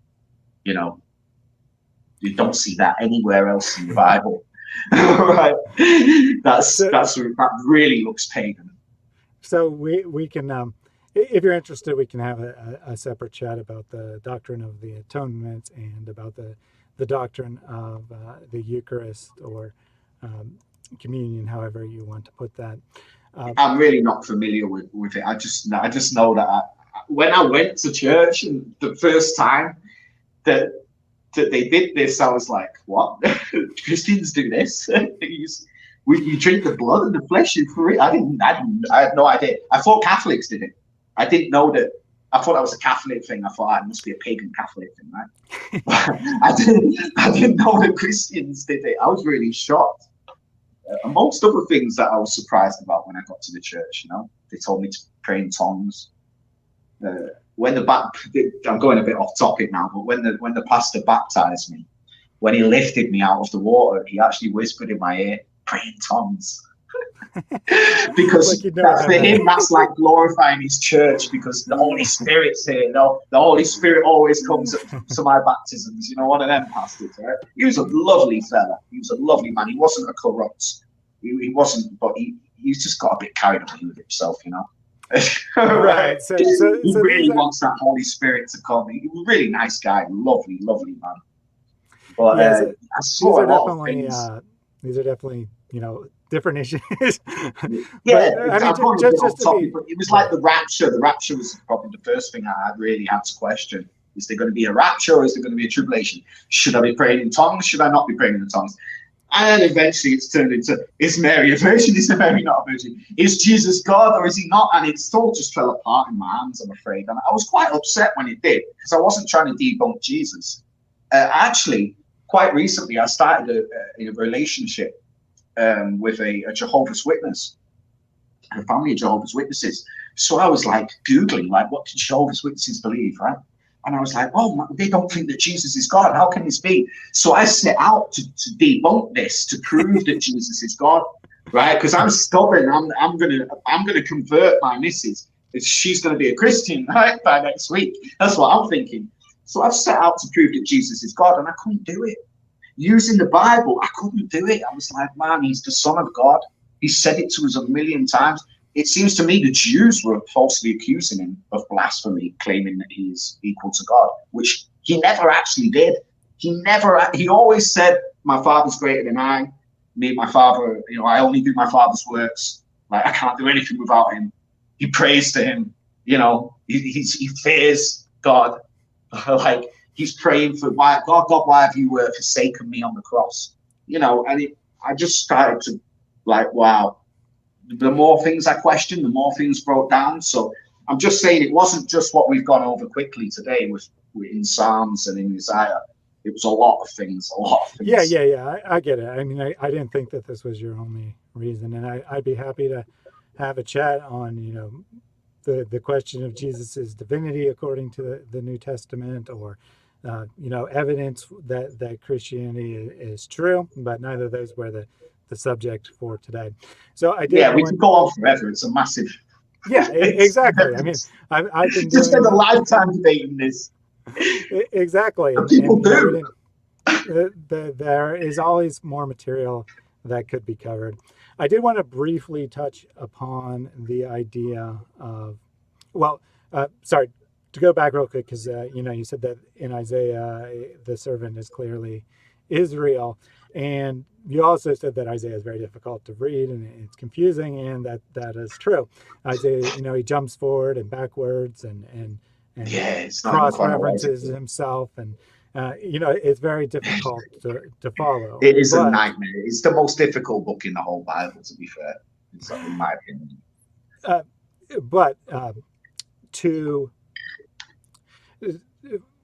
If we look at the historic Jewish interpretation of Isaiah 53 and the other servant songs, these 4 passages that are taken out and tied together, they're explicitly tied together by the language of, implicitly tied together by the language of Isaiah, and scholars have always seen them as related. But if we look at the Jewish interpretation of these 4 songs, the historic Jewish interpretation up until very recent times was always that these were Messianic. Even when they were Messianic pretenders in the Middle Ages, they would attribute these, people who believed that person was the Messiah would attribute these passages to Israel. I mean, to the person, to the person that they are.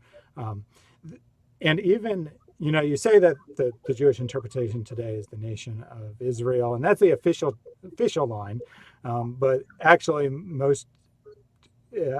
a plurality of Jewish people, the most common Jewish position is that it actually is about Jesus. They just don't think he was the Messiah. They think that it was about him somehow, and they don't know how, because it does seem to describe him. And then, so maybe 40-ish% of Jews have that position, 30% have the official position that it's the nation of Israel. It's really as much as 40%. I don't know the exact percent offhand, and it was just based on a survey, because believe it or not, Jewish people basically never talk about this passage. It's kind of a open secret that it exists. They don't read it and they don't discuss it because over time they've come to view it as because it's so obviously about Jesus, right? Well, I mean, basically. It seems to be. If that's what you're saying, then it is obviously a passage about Jesus. If it's pretty hard for the Jews to believe that the Messiah is going to come and suffer for the sins of the world, and at the same time say, "Oh, well, it wasn't Jesus." Yeah. I see them making the opposite argument: that the Messiah isn't going to suffer, he isn't going to die, he isn't going to be crucified, and none of that's going to happen. He's going to bring world peace. He's going to establish the temple. He's going to preach and rebuke nations, and people are going to go to Israel and to learn about the God of Isaac. And the knowledge of God will cover the world like the sea, like the ocean, right? None of that happened in the first century. Right. There was no peace. Jesus actually said himself, "I didn't come to bring peace."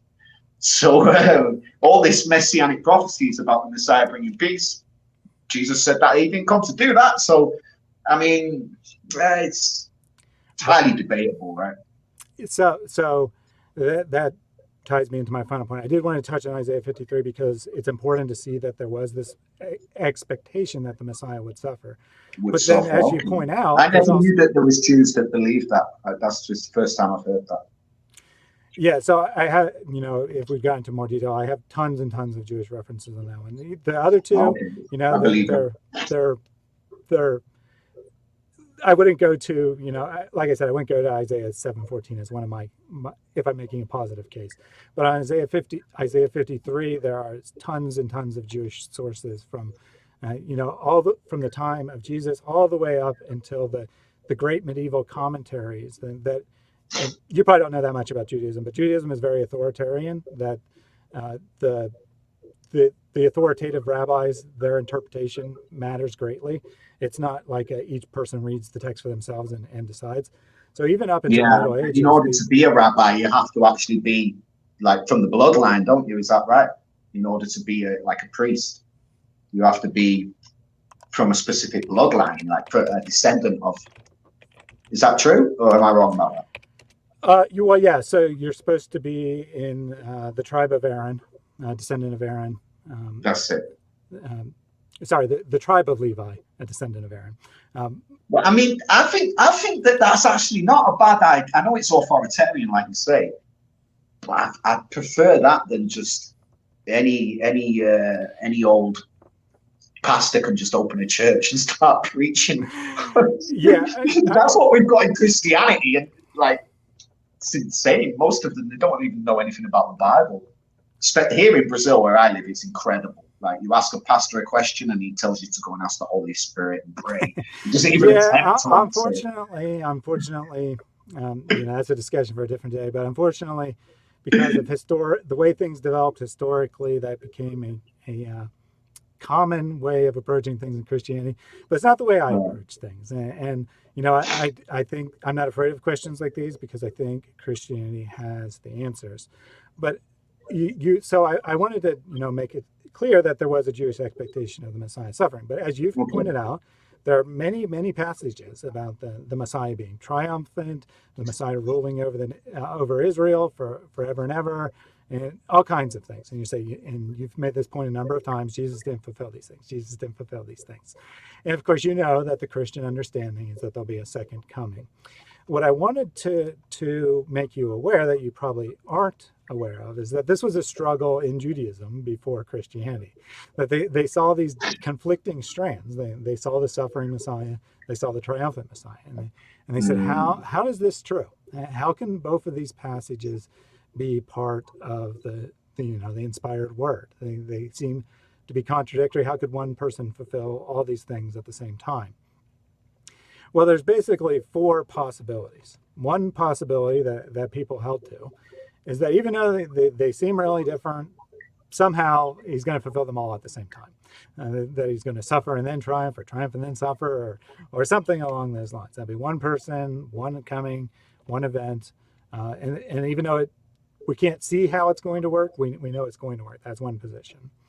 Another position that was probably the most common position, based on the evidence from the Qumran community, the community that made the Dead Sea Scrolls, is that people believe there would be two messiahs.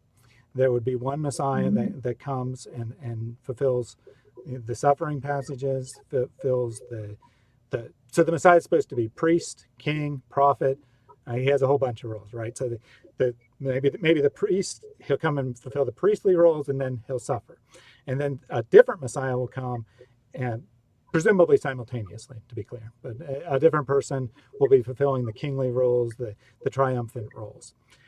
And then the other possibility, other than the three we've already said, the fourth possibility is that it would be conditional.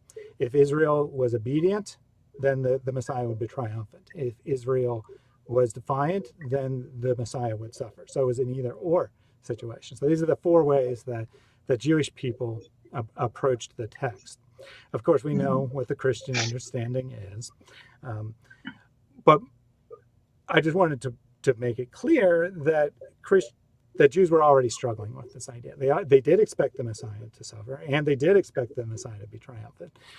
And the triumphant thread was definitely dominant in popular thought, right? I mean, makes sense, right? Everyone wants a triumphant Messiah. They want someone who's going to come and overthrow the hated Romans, or if it's in a different time period, whatever oppressor, because basically the Jewish people have been oppressed entire existence from the time of the fall of the monarchy up to modern times. So, whatever ruler you're under that you're being oppressed by, you think that the Messiah is going to come and triumph over them and establish a new kingdom on earth. So it's easy to see why the public would expect that. And you're right, Jesus did not do that. He did not come and be triumphant. He did not come and establish an earthly kingdom. But he's going to come back and do that, right? He will come back. That's the Christian understanding. That's the Christian understanding. Yeah. But here's the weird thing, right? He didn't fulfill any of those prophecies. He didn't become triumphant. He died on the cross, a humiliating death. This should have been the end of his movement. This should have been the end of the Jesus Messianic movement. Those who saw him as Messiah, that should have been the end. And I would suggest, and this would be the start of my case, and I'm not going to make a thorough case today, although I can. I'd just say one word, and that's Scientology. These religions can spring up out of anywhere, even today, and they've got millions and millions. Well, so the full case would involve showing that it's descendant from Jewish thought, that they have to have a reason for thinking this, and so on and so forth. Yeah, okay. That's the whole point of Jesus, because without the Old Testament, anyone can come along and say, I'm a Messiah or whatever. Yeah, you have to fulfill the scriptures, right? That's the important thing. Otherwise, we've got nothing. Right, and I could also, if I was building a positive case for Jesus fulfilling scriptures, I would have gone to different passages, but these are the ones that are more controversial. These are the ones that that people find difficult, especially Isaiah 7:14. That grandest of them all. If you every Christmas there'll be an article in a major publication about how Matthew invented this story and he mistranslated it. And happens all the time. It's the go-to passage. Which is why I spent so much time on it, and I could have gave more, but so this is what I want to leave. You're back. Okay. You just this is what I want to leave you with. I want to leave you with the idea that the writers of the New Testament, they saw that Jesus, they in the video. You were pretty angry. I mean, this was probably like when you made the video, probably like right after you decided to leave Christianity. Yeah. You were pretty angry, and you were saying how this was a massive fraud by the church and so on and so forth. But what I hope that I've demonstrated is that it was at least consistent with Jewish thought of the time, that the prophecies that they claim about Jesus, and we didn't look at ones that are non-controversial about the Messiah. The people would just say, well, Jesus fulfilled them, but he's not the Messiah because he didn't fulfill everything, that kind of thing. But that Jewish thought was that there would be this triumphant Messiah, and there'd be this guy who comes and establishes an earthly rule. And the prophecies that the New Testament attributes to them are part of the puzzle. But their expectation should have been devastating. Yes, he comes in the line of David, but so do a lot of other people who aren't the Messiah, right? Yes, he is born in Bethlehem, but so are other people. Other people are born in Bethlehem. It's not definitive. And, he enters Jerusalem triumphantly in the week before the crucifixion. And everyone, at least if we take the narrative, says huge crowds were swelling. They thought the Messiah had come, that he was about to go in there and overthrow the Roman rulers. And then instead of that, he dies on the cross. And that should have been the end. That should have been when everyone said, this is fake. We're not following this. Our expectations have been dashed. We know from history that there are many Messianic movements, many Messianic pretenders that attracted large followings, probably larger followings than Jesus attracted in many cases. And without failure, every single one ended when the person died. When they were put to death, that was proof positive that they couldn't be the Messiah. And you kind of made, this point as well, that, Jesus couldn't have been the Messiah because he wasn't triumphant, et cetera, et cetera. Well, something happened, right? Something happened that made the disciples question that. And they ended up seeing, they believed that Jesus had been resurrected from the dead. And because of that event, then they said, okay, this is how we understand the Old Testament now. This wasn't necessarily our expectation, but this is how we understand it because we believe that Jesus was raised from the dead. Yeah, So I see. The resurrection's the major. Yeah, so the resurrection, if I'm building a positive case for Christianity, I'm building a case that the resurrection is a historical event. That's where I'm going to. Yeah. People you who have to believe the resurrection or case closed, right? Right. Yeah. People will make other cases. They'll make a case on fulfilled prophecy, or they'll make a case. Well, that's what I was just going to mention, actually, when Jesus said, there are some of you standing here today that will not taste death in this generation, right? And all the people that Jesus said that to are dead. They all died. So, what was going on there? We don't have to get into that now. Yeah. That's a very, very, very common objection. I could definitely give you an answer. But, if you're interested, I'd love to have another chat. We can chat about other topics. It's been a lot of fun. I feel I learned something as well. And excellent. You done well with the Isaiah 7:14. I'll give you that one. You did. You did a good job there. Nobody else could even think of anything to say. It was just like, ask the Holy Spirit. Pastors were panicking, like the locking the church door when he saw me coming. With my Bible. He's got more questions. Yeah. Yeah, so, and well done. if you've gone to, I don't know the precise details of who you asked, but if you've gone to 12 different churches, there's a good chance that at least 10 of them would have just said, you just have to believe that. That's all there is to it. Which is really here in Brazil, the major doctrine in the churches in Brazil, they all preach the same thing. They all preach rapture. They all believe in a rapture. There's no church here in Brazil that believes that the church will go through tribulation, and they all believe in the Trinity. That's 100% of the churches. I've never found a pastor that believed in a tribulation here, but I know that in the States it seems like almost the other way around. Like there's a load of these tribulation churches, right? Yeah. Which one are you? So not to take a position. Are you in the rapture or are you in the tribulation?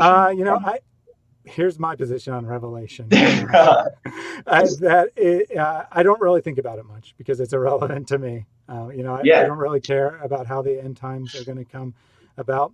But there's a saying that if you want to have a large audience, talk about end times prophecy because that's what everyone's interested in. Yes. So it's a very, very much a case of this is what the people want to talk about. But I would say that there's been a million attempts to say we're currently living in the last days. In a sense, we are, right? Because the last days, in a proper biblical understanding, the last days begin with the time of Jesus. But it's not like, I think that'll happen in 5 years from now type situation. Everyone wants to view it as if they're the last generation. Everyone wants to view the text as if they're the last generation. And nobody wants to go through a tribulation, do they?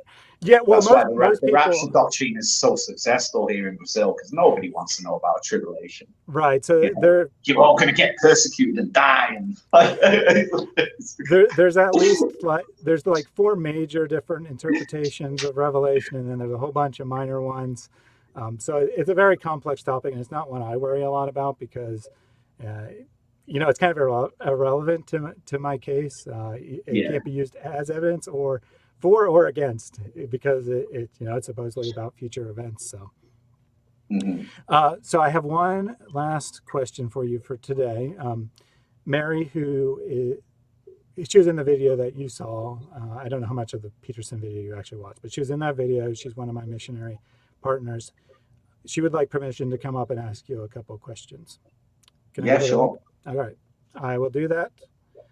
I'll send that to her on Skype. So we'll give her a second to come up, and then she's asking you a question. I'm going to take a bathroom break. Okay. But I'll be right back. But yeah, thank you for coming on today. Yeah, thanks for having me. It's been a pleasure. Give me something to do today. Been stuck in the house so much. It's winter and this is freezing. I think it was a good chat. I wasn't paying a close attention to the chat, but some people are asking me why I'm, letting you preach, why I'm letting you give your story. But this is the way I prefer to do things. I prefer to have conversations. I want people to state their position. I want to, interrupt them and be like, you're wrong, all the time. So I thought it was very good. All right, so here is Mary. Welcome, Mary. Hello, I'm here now. Sorry. All right, I'll be right back. Can you hear her? Because I can't hear her. Yes. Oh, you can't hear me? Yeah, I hear her. Can you hear me now? Not this again. What is going on? How about this? Mary, go ahead and ask your question, and then I'll restate it. Okay. Yeah. So my question is, one of my questions is, what was the most common women's name in ancient, at the time of Jesus, and why? Why does he think that is? So her question for you is, what was the most common name for a woman in the first century, around the time of Jesus, and why was that the case? And I imagine you probably don't actually know, but we do have... I've got no idea. Yeah, so Zero clue. We have a ton of name data from, people's tombs and stuff. And something like 30 or 40% of all women were named Mary, or Miriam, more accurately.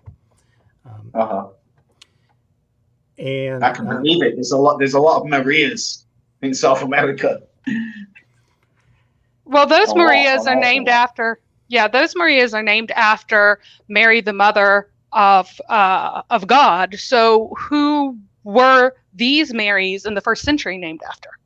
So the question is, who were they named after? Because people were naming so many children Mary for a reason. The reason that's common today is because of Mary of the New Testament, the most prominent figure of the Bible that's female. So that's why so many women are named Mary today. But why were so many people doing it back then? And I'll let you think about that, and I'll be right back. I have no idea. I never gave it any thought ever. I didn't even know that Mary was honestly never thought about it before in my life. So can you see, I'm seeing if, can you see me here? You've both disappeared now. I can't hear any of you.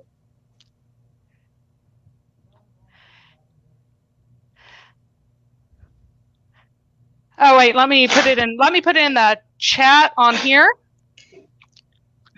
Private chat.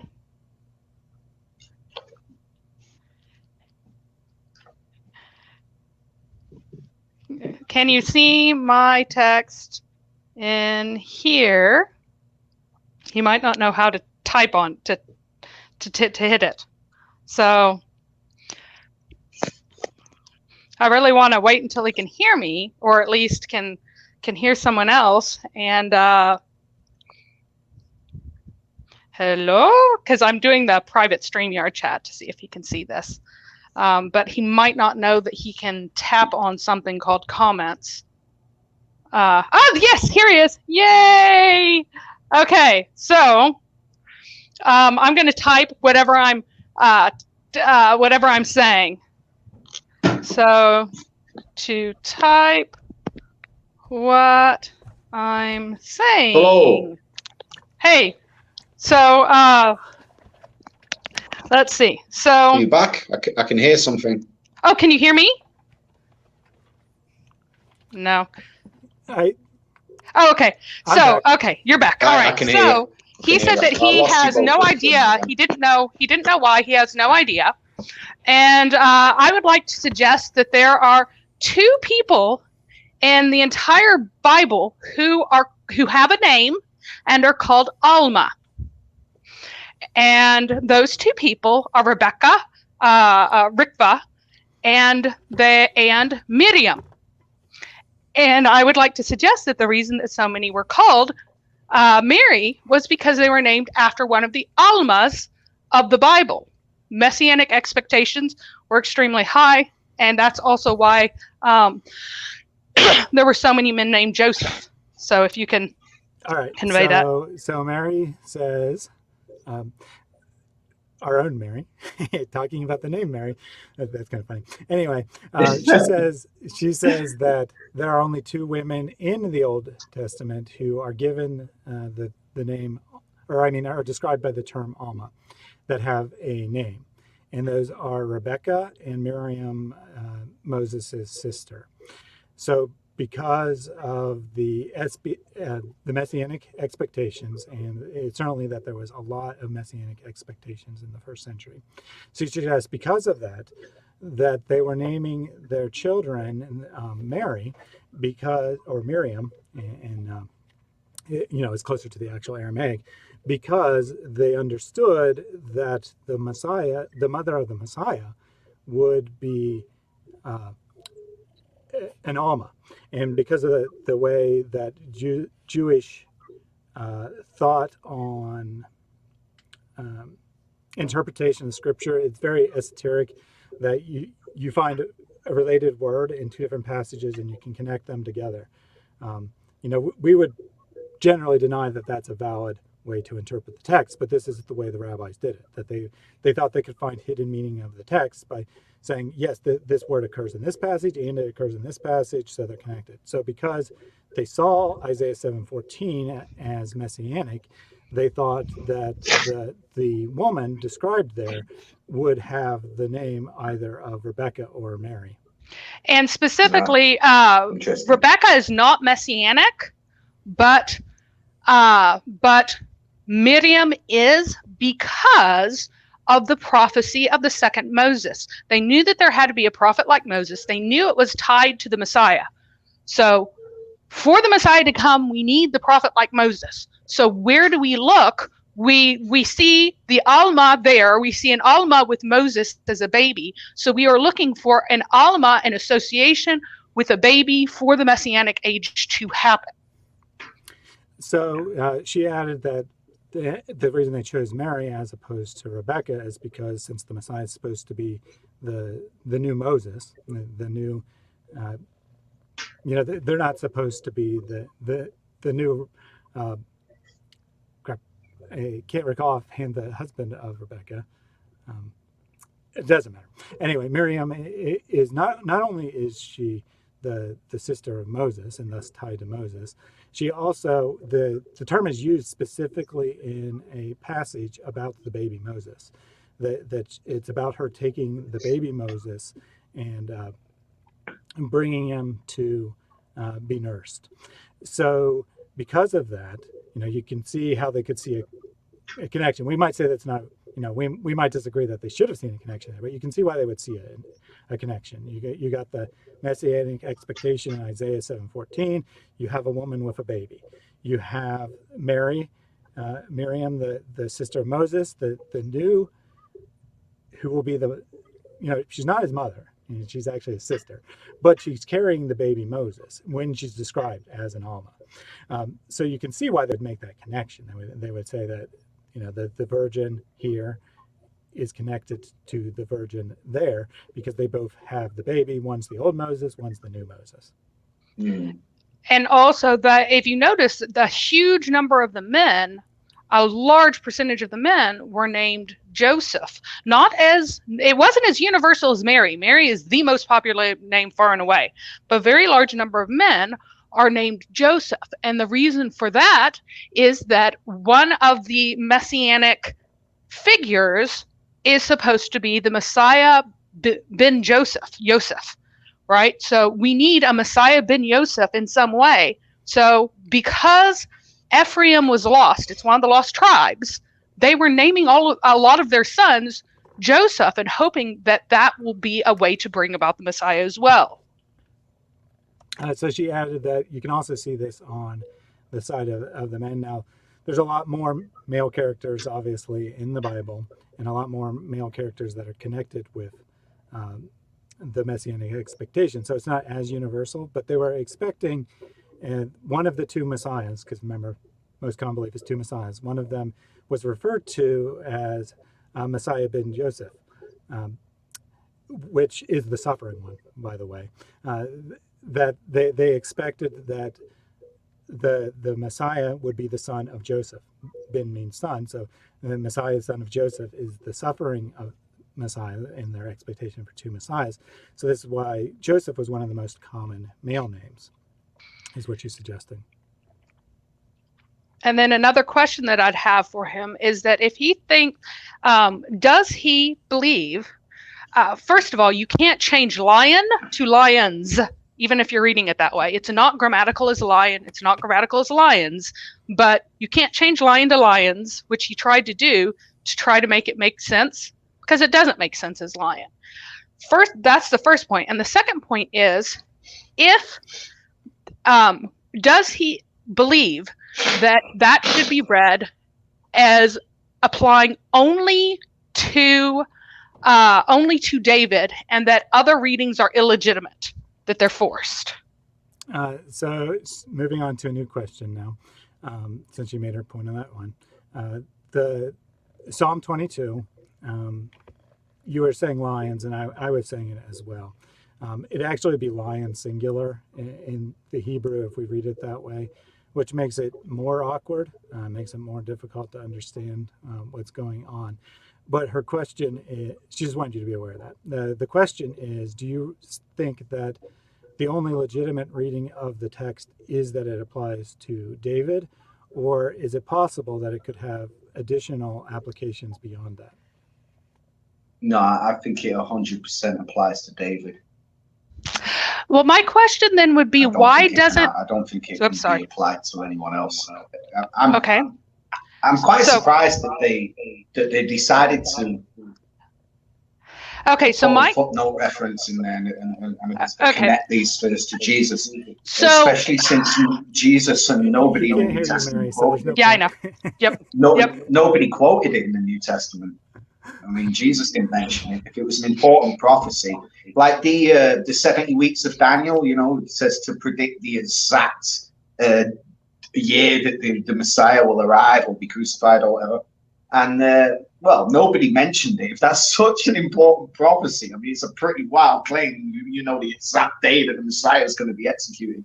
I would have thought that would be something that they would have mentioned. The authors of the New Testament would have quoted that.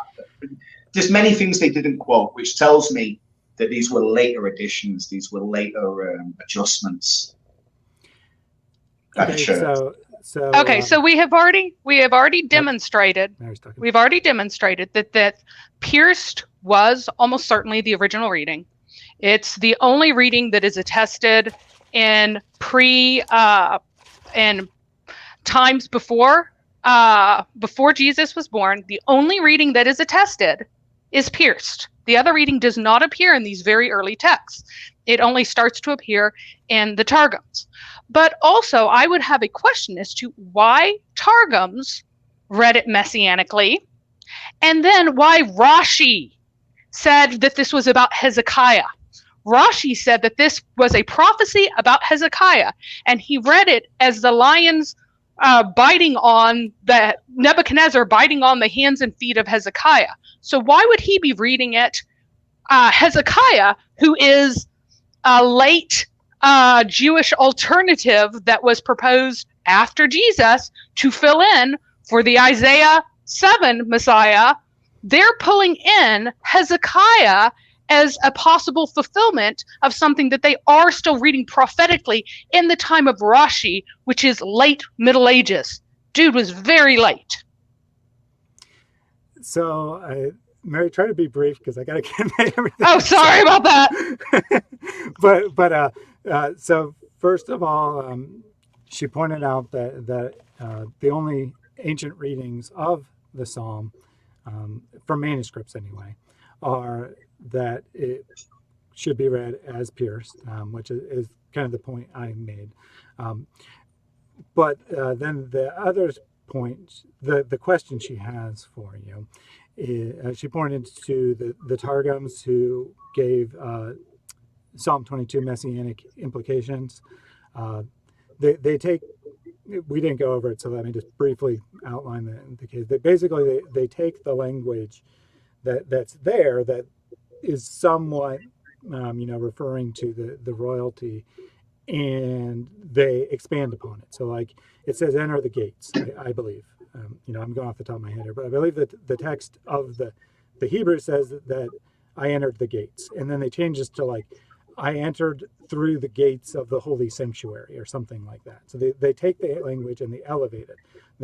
They appear to be making it into, they appear to be giving it a more eternal, lasting implication than the literal reading of the Hebrew. And then she pointed to Rashi, which is generally considered the most important of all of the Jewish medieval commentators on the scripture. And he interprets Psalm 22 as being fulfilled by Hezekiah. That he sees it as, he does see it as prophetic and messianic in a sense, but he sees it as already fulfilled in the past. So if the understanding is that it applies only to David, how would you explain this Jewish evidence? Well, like we said before, there's always going to be different sects that interpret things differently from one another. That's what we get in Christianity. So it wouldn't surprise me to find the same thing in Judaism, But it's my understanding that Orthodox Jews see this as a King David talking about himself. I'm sure that's probably. Can you fill him in on who Rashi is? That he's the cornerstone of Orthodox Judaism. That he is the Orthodox Jew par excellence, and there is no other with a higher authority than him. Yeah. So. First of all, I would agree that probably, most Orthodox Jewish rabbis today would say that. I wouldn't disagree with that. But the question is, what's the historical interpretation, not what the interpretation is today? Because obviously, if they believe Jesus was the Messiah, then they would be Messianic Jews or they'd be Christians, and they wouldn't be saying that, So given that they aren't, they obviously are going to say that this passage isn't about him. But you wanted me to fill you in on just who Rashi is. So Rashi is the Orthodox Jew par excellence, as she put it. He is if you go to any, like I said, Judaism, at least Orthodox Judaism, is very authoritarian based. And you have to look at the interpretations that came before you. You can't just look at the scripture and come up with your own interpretation. So if you go to any Jewish commentary written today, and it's very likely that they will cite Rashi in agreement with them, because he's that important. Like if there's one person that's number one, it's definitely him. So he's not just some random dude who's in some weird sect. He is the Orthodox Jewish interpretation of the Middle Ages, and which isn't necessarily the same as the Orthodox interpretation today, obviously. But he is the Orthodox interpretation of the Middle Ages. And also, what he was doing was not something new. This had always been read messianically.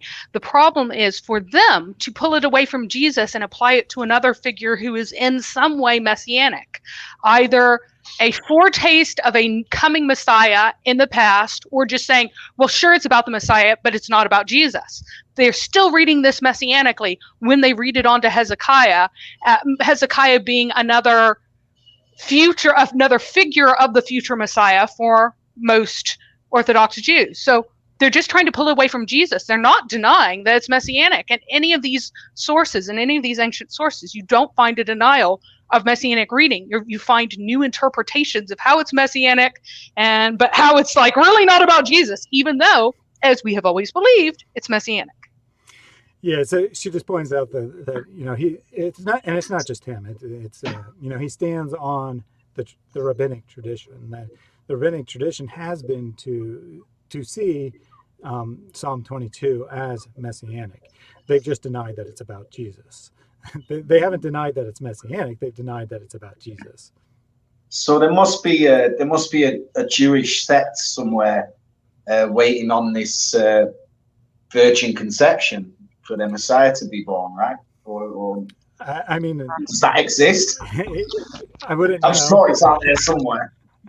So what they're It's definitely not doing? the majority Hang of them, though. So I'd argue if it was so obvious that the Messiah would be born of a virgin, then there should be a bunch of Jews waiting for this. Even if they don't accept that it was Jesus, they should be waiting on this this virgin birth coming at some stage. But I think that they've been able to successfully deny that Isaiah 7:14 is messianic. I don't think that. No, they still say it's messianic. They just say it's not about. Well, not just that it wasn't messianic, that it wasn't anything about a virgin. Absolutely say that it's. They still read. It's Maria talking. Yeah, sorry about that. So they're still reading it as messianic, even if they're reading it as Hezekiah. They're reading it as Hezekiah as an image of a future Messiah, as a small Messiah. Hillel is the only one who tried to say that he was the Messiah, period, since literally nothing happened that was supposed to happen when the Messiah came. That didn't fly. So Hezekiah is being read as a little prefiguration of the Messiah in the same way that David was a prefiguration of the Messiah. The only thing that they are arguing is because the word Alma was understood to mean virgin in the ancient times, they just spent a really long time trying to argue that it doesn't actually mean virgin, but that's still only popular apologetics. In tons of other sources, Rashi himself explains that whenever Alma is written, a virgin is meant. That is Rashi's position, that when Alma is written in various other places, he will say a virgin is meant. So what they say to outsiders and to popular people and to the people who are not among the scholars, they say, you guys should not believe that this is virgin because it could mean something else. But whenever you go into the Jewish scholars themselves and what they write and what they wrote in the Middle Ages and what they wrote in the recent ancient times, you will find that they say that by Alma, they always mean a virgin. That Alma is always referring to a virgin. So it just depends on what level you're on, whether or not you're on the inside or you're on the outside where people are being persuaded. This is a side. It actually occurred to me that if I share my system sound, you might be able to hear Mary. So we'll give that a try the next time she speaks. Okay. Sorry. So she outlined that the Jewish interpretation, and I'm not an expert on modern Jewish belief, so I couldn't confirm or deny this, but she suggested that many Jews today believe that Isaiah 7:14 is messianic, but not in the sense we mean. They see it as already have been fulfilled in Hezekiah, and that he's a little M Messiah. That he's one of the line of because remember I said that the kings are called that the kings are anointed, they're called Messiah.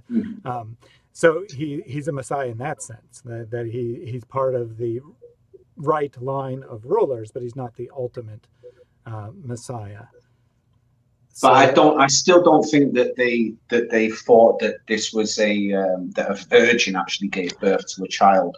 Can you try now even and see? If they think that this was something that's already come to pass, I don't believe that there are any Jews that understand Hebrew, that speak the original language, that believe that this was telling us that a virgin is actually going to give birth, because that's a huge event. If a virgin got pregnant and gave birth without having sex, that's amazing, right? So I don't think that there's any Jew out there that ever saw that verse that way. There might be some Jews that saw it as being messianic, and some Jews saw it as not being messianic.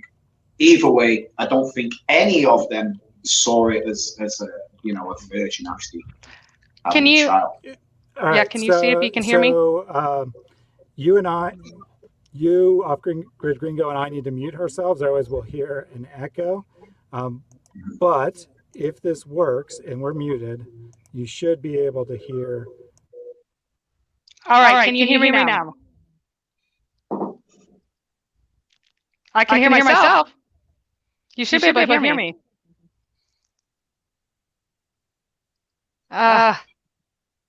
You can't hear me at all? That's really weird. Try unmuting yourself, Thaddeus, and you can hear. Maybe he can hear me through you. I mean, I could hear you.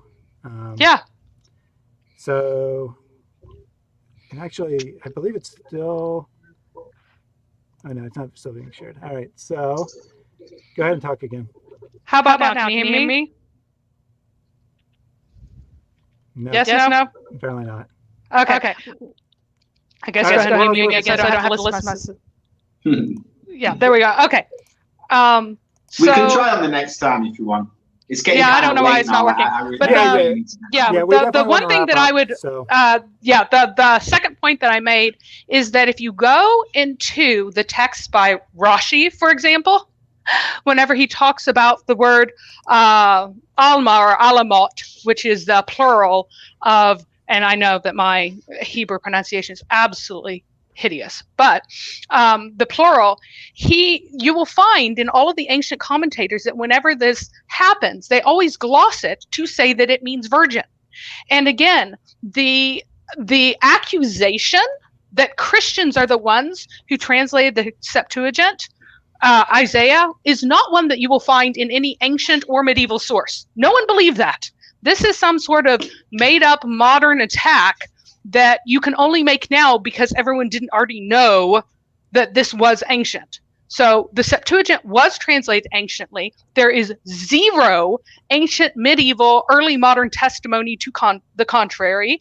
And secondly, if you look at what the Jewish commentators said about Alma in other places, they said that they glossed it as virgin, and that Alma means virgin. And they say this in their commentaries. By this, they meant virgin. So, go ahead. Yeah, so I didn't hear a question there, Mary. I just heard a rant. But do you have a question for him? Or do you want me to convey what you said?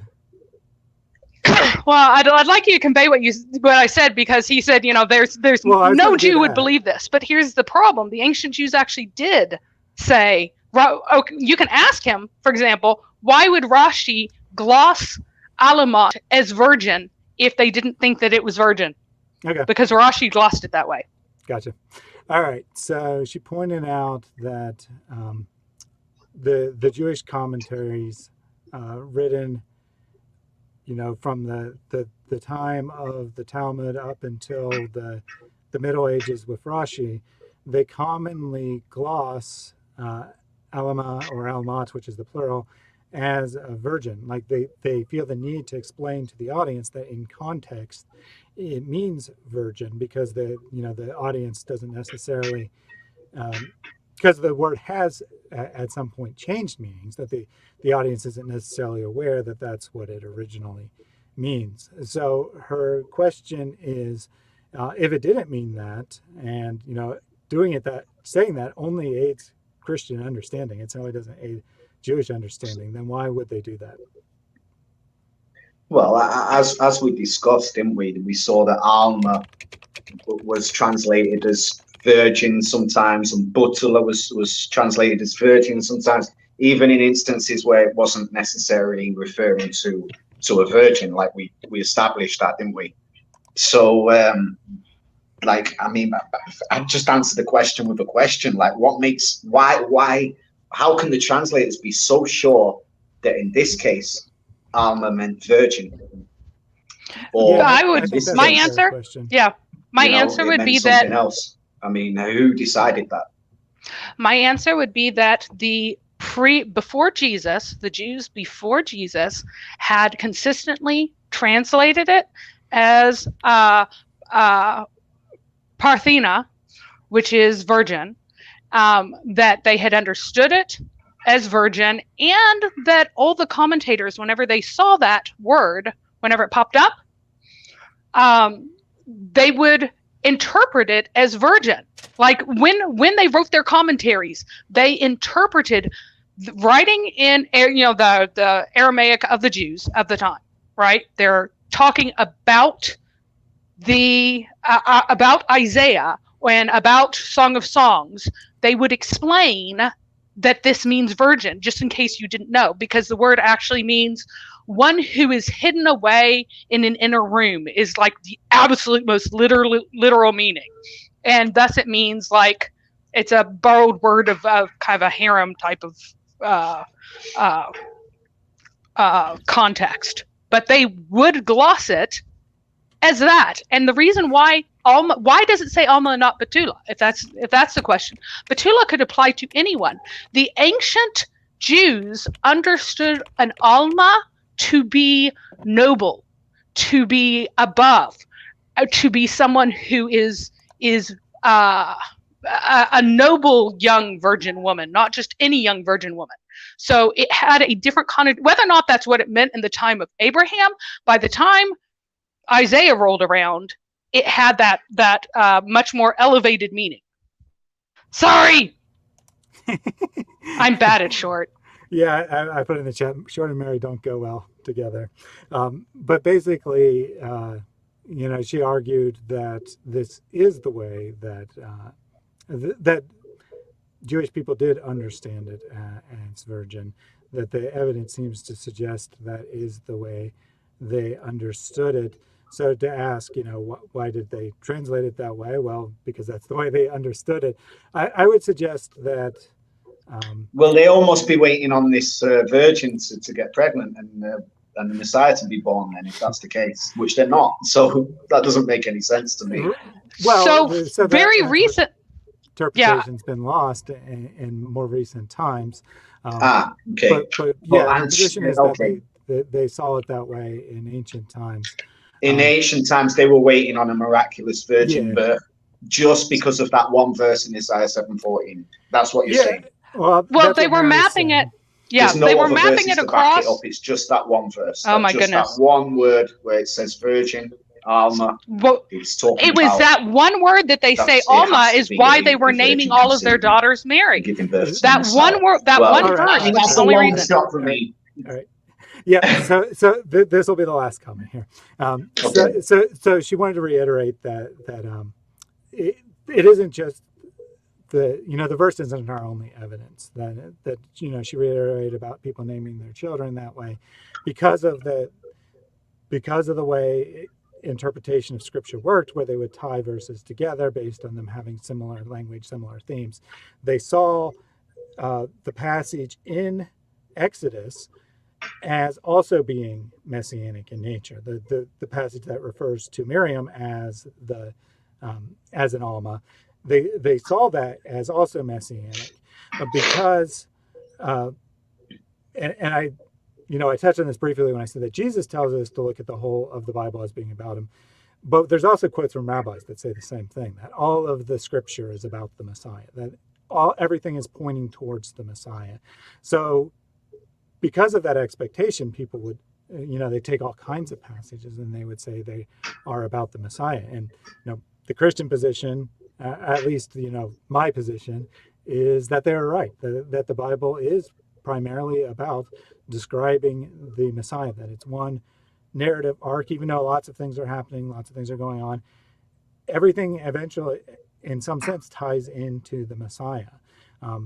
So that's why, people were seeing that way. But like I said earlier, that's not a passage I would go to when I was making a positive case. I'm just capable of defending. Right, but it's a massively important passage for Christianity, because without that virgin birth, Jesus isn't divine. He can't pay for our sins. It changes a lot. Right. So the divinity of Jesus, the incarnation, the eternal nature, definitely essential. The virgin birth, very important.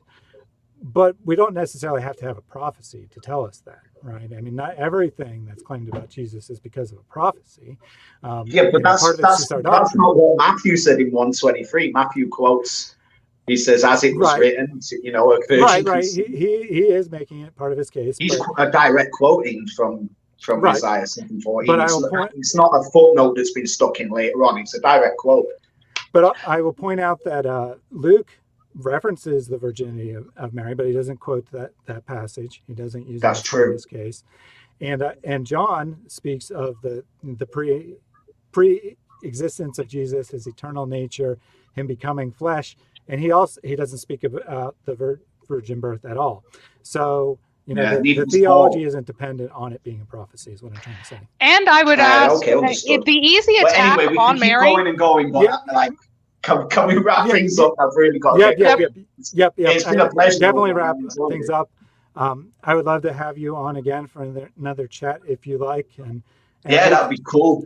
That'd be cool. Right. If you think it works for your viewers, then because whatever questions you have, even if I'm not changing your mind massively, whatever questions you have, other people have, including people who are Christians. So I'm happy to address this because ultimately I believe that the truth matters, and I believe that Christianity is the truth, and that a full understanding of the evidence lines up with our beliefs. I'm not a type of person that'd be like, just have faith. That's all. And also you should be willing to defend your beliefs, right? You should have a foundation for your beliefs and be willing to back that up rather than just being ignorant about things. And only having faith and no intellectual understanding of the Bible is pretty pointless, right? I mean, absolutely. Well, it's not. You're still gonna get through the gates, aren't you? You're gonna get your faith's gonna get you in, but it's better to be able to defend it. So when one of these atheists comes along, or someone like me comes along and says, "Hey, wait a minute," you're gonna look pretty silly if you've got no answers, right? So even us doing this now, it's equipping other people with the knowledge that they need to defend their beliefs as well, which I think is important for everyone. So yeah, absolutely. I think that this was beneficial to the audience. I don't like to do debates because I don't think they're beneficial, right? You tend to just listen to what your guy is saying. You listen to his parts and like, yeah, he crushed the other guy, yay! Yeah, and there's no real interaction, no real discussion involved. And I find that the viewers have already made their mind up. Exactly. No matter what gets said in the debate, they already know who they're backing from the beginning, right? They're either going to be on your side or they're going to be on the side of the right. So nobody gets anywhere. You're right. You're 100% right about that. But yeah, a conversation like this, I think, is beneficial. And it's been fun. I gave you some evidence to consider, whereas before you didn't have any. So that's something, right? I got a couple of answers there. So yeah, pretty good. Well done. So let me know, and think about it. Let me know what you might want to have a discussion on in the chat or the text comments later. And we can do the Trinity next if you want. We can. That's a good one. I've got a lot to say about that. It's closely related to the divinity of Jesus. We could either do the whole Trinity, but I mean that's just adding the added question of, is the Holy Spirit a divine person? Or we can make it the divinity of Jesus. Either's fine. Is Jesus God? Mm-hmm. Or is he the Son of God? Or exactly. What's going on there? Is it a 3-in-1, or is there only one God, like it says in the Old Testament? We're getting to that another time. But anyway, yeah, absolutely. I've got to run off now, brother. Yes, thank you for joining us. I hope the audience enjoyed this. I thought it was good, so I hope other people did as well. Thank you for joining us. It will be. It's up on your YouTube, right? Yeah. I'll go watch it later. So the way that YouTube works, when you do the live stream, the live link's available, and then they process it afterwards. So you probably won't see it on the homepage after it ends, but it'll be back in 5 hours or so once they process it. Okay, excellent. And I did neglect to mention that Grid Gringo has a YouTube channel. He's not sure if he's actually going to put anything else on there, but because it was about I don't know what I'm Christianity. doing with it now. I might abandon it. I really don't know what to do with it. But I just wanted. I'm not going to make it about debunking Christianity or anything like that. I'm not going to go down that road. I considered it, but I thought no, I'll just leave it. Absolutely. So I don't want to become that guy. That's just like. make my life about discrediting someone's beliefs, you know? Yeah, I would agree with that. You know, people who do that, they kind of are perplexing because on one hand, they're claiming it's totally meaningless and then they're devoting their whole life to it. So, you know, what's up with that? But at the same time, it's also like, I know I only spent 1 year studying, but I really went deep, and I don't want all that to go to waste. You know, I'm kind of feeling like I just wasted a year reading the Bible, and it all turned out to be a load of lies, right? That's why I was a bit angry in the video, my last video that you saw. But yeah, I mean, it could go either way.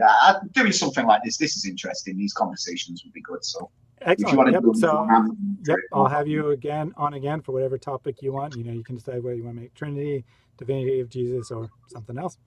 And thank the audience. I want to thank the audience for joining us today. I didn't pay much attention to the chat because I'm not talented enough to read and talk at the same time. But thank you all for being here. Have a great day. God bless.